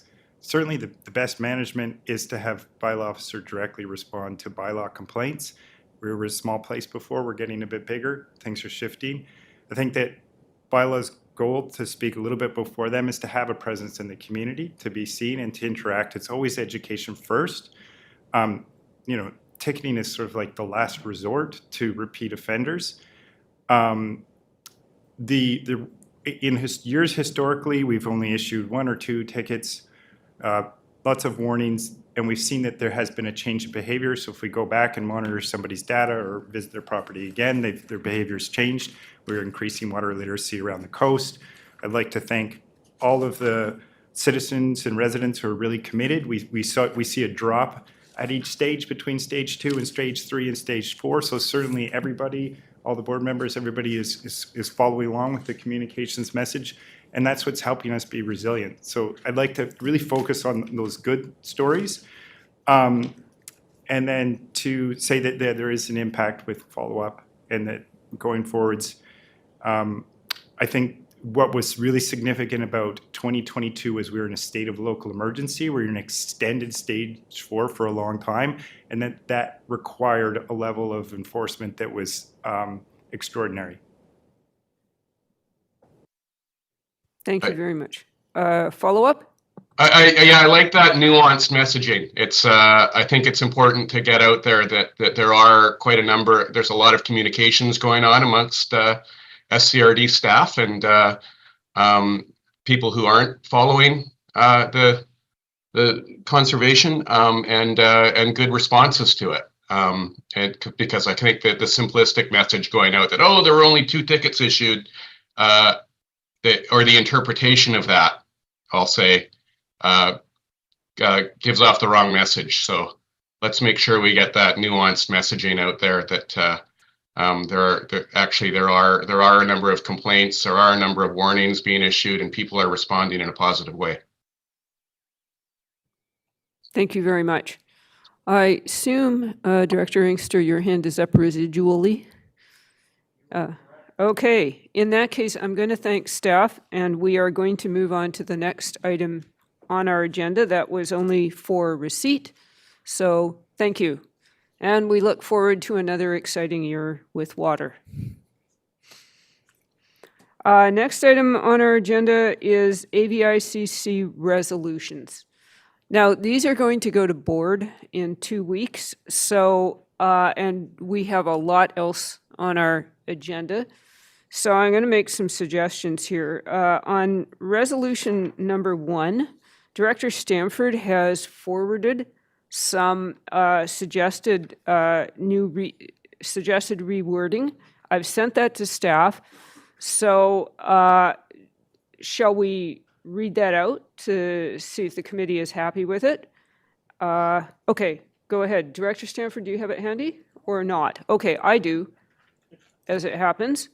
So her suggestion is that the first, therefore be it resolved, should read as follows.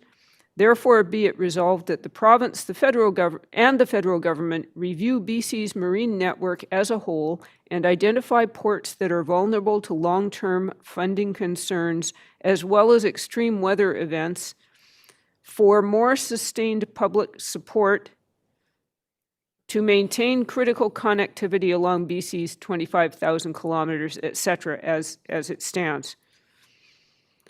We might slightly wordsmith that, and then the final be it resolved. The last few words, the operation and maintenance of key ports, be changed to primary access ports, and none of the following about ferries, which I agree with. That just simplifies the whole thing. So if we can perhaps have a grammar check on that for the next meeting when we take it to board, I think that would be great. Number 3, funding for rural road maintenance. I think that's pretty much a slam dunk. I think it's good. 2 and 4, I think we could still work on, and perhaps we can do that by email in advance of the next board meeting so that we have any proposed changes ready. And finally, the free transit for students one, I felt like the proposed resolution, while it's perfectly fine, did not quite perhaps reflect the concerns that our local youth had brought forward, so that we might want to expand a little bit on the rationale. But the purpose is straightforward, expanding the existing program to encompass those in grade 12 and under. Director White. I did get some input from our youth representative, and who helped put this forward, and he was very happy with it, except for some changes to the second whereas, which I submitted to the board and staff just today. But I can I can read it out. It's just some tweaks to that language. If Sure, that go helps ahead. now, but No, that is his input. That would be great if you could just read it out. And that would be changing the second whereas, just sharpening the language a bit. And whereas expanding eligibility to those in grade 12 and under would promote equitable access to transit despite economic disparities amongst youth and families in BC. Lovely.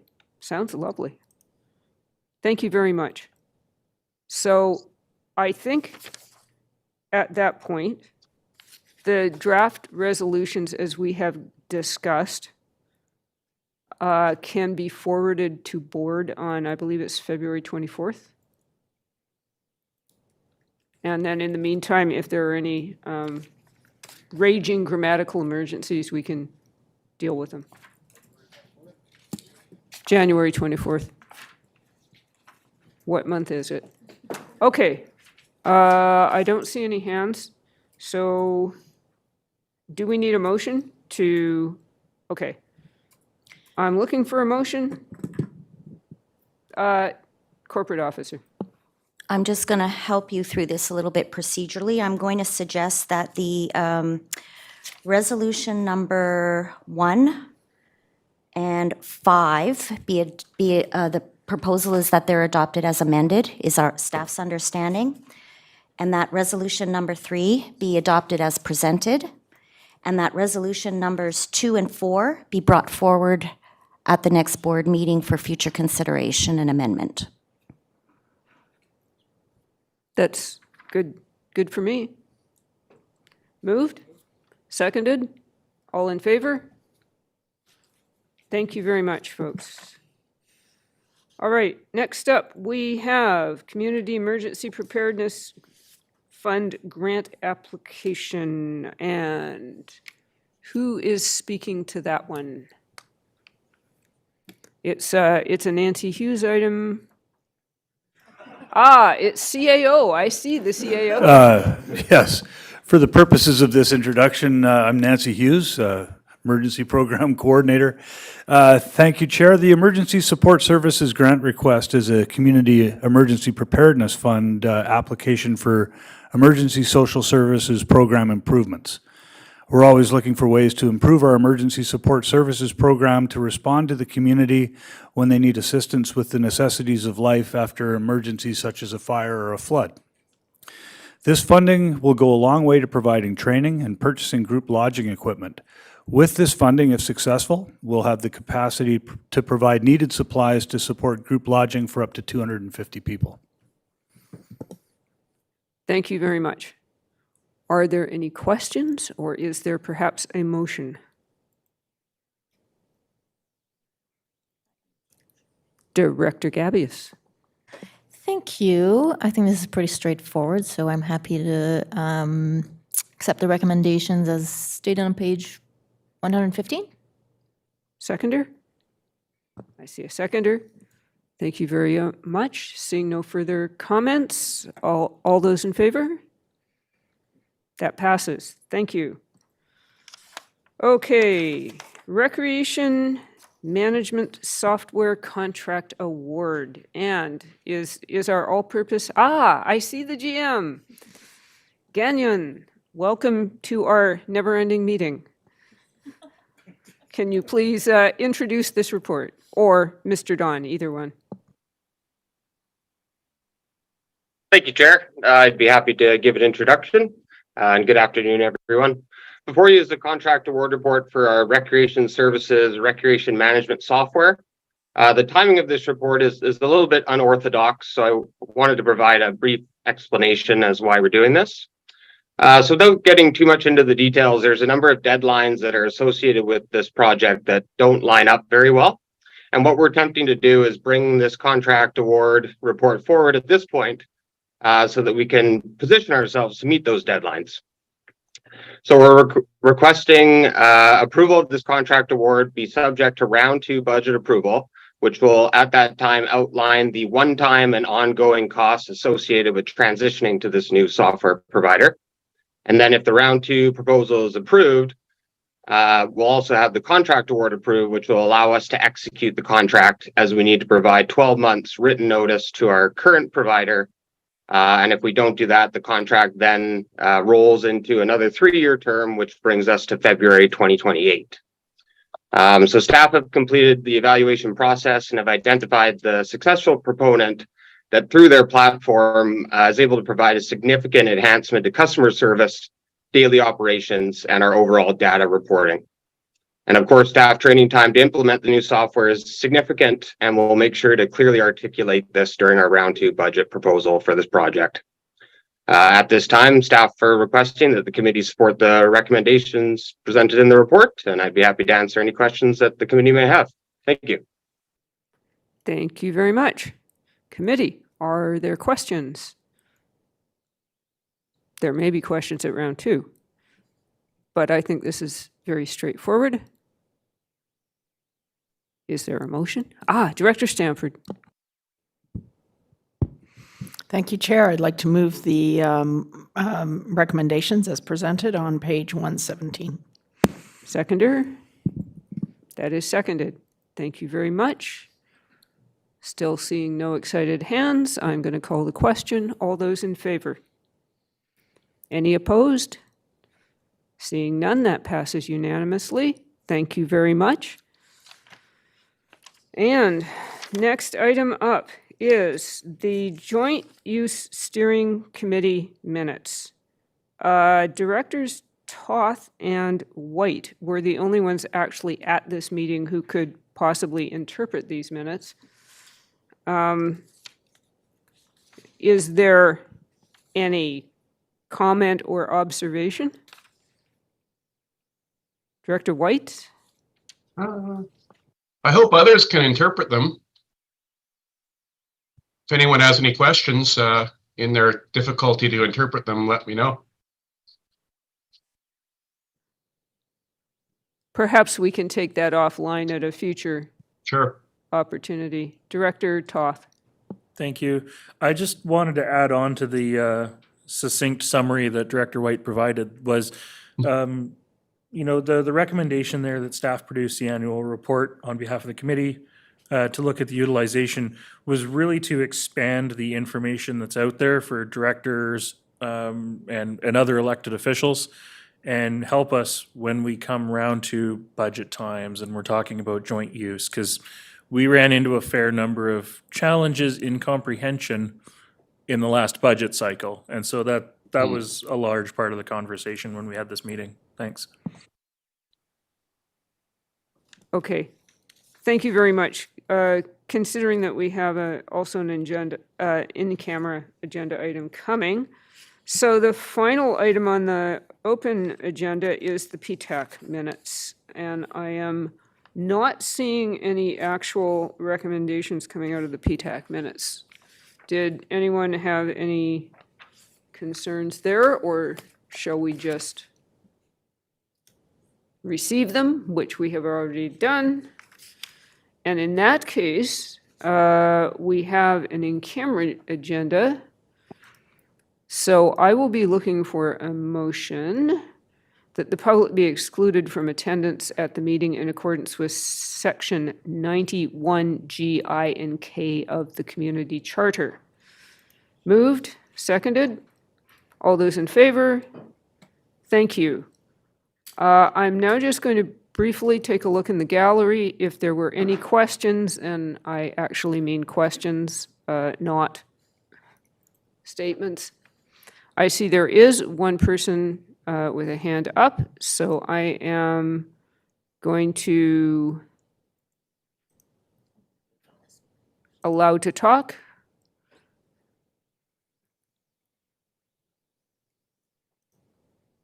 And I'm not seeing anything happening there, so yeah. So we are now going to go in camera, and wait, okay, I'll try one more time. No, that's from this morning. All right. Thank you. We will move in camera, and there goes Coast Reporter, so we're good to go.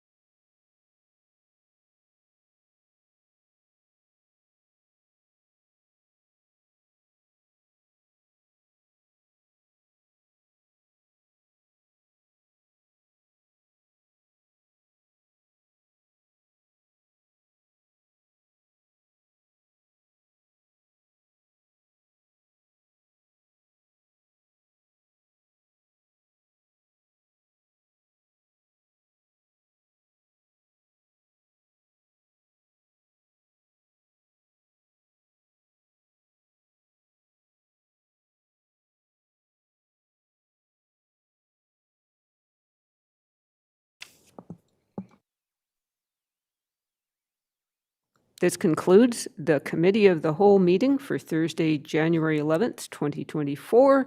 Can I see a motion to adjourn? Moved, seconded, all in favor? We are adjourned. Thank you, everyone, for your patience. The board meeting will commence in just a few minutes.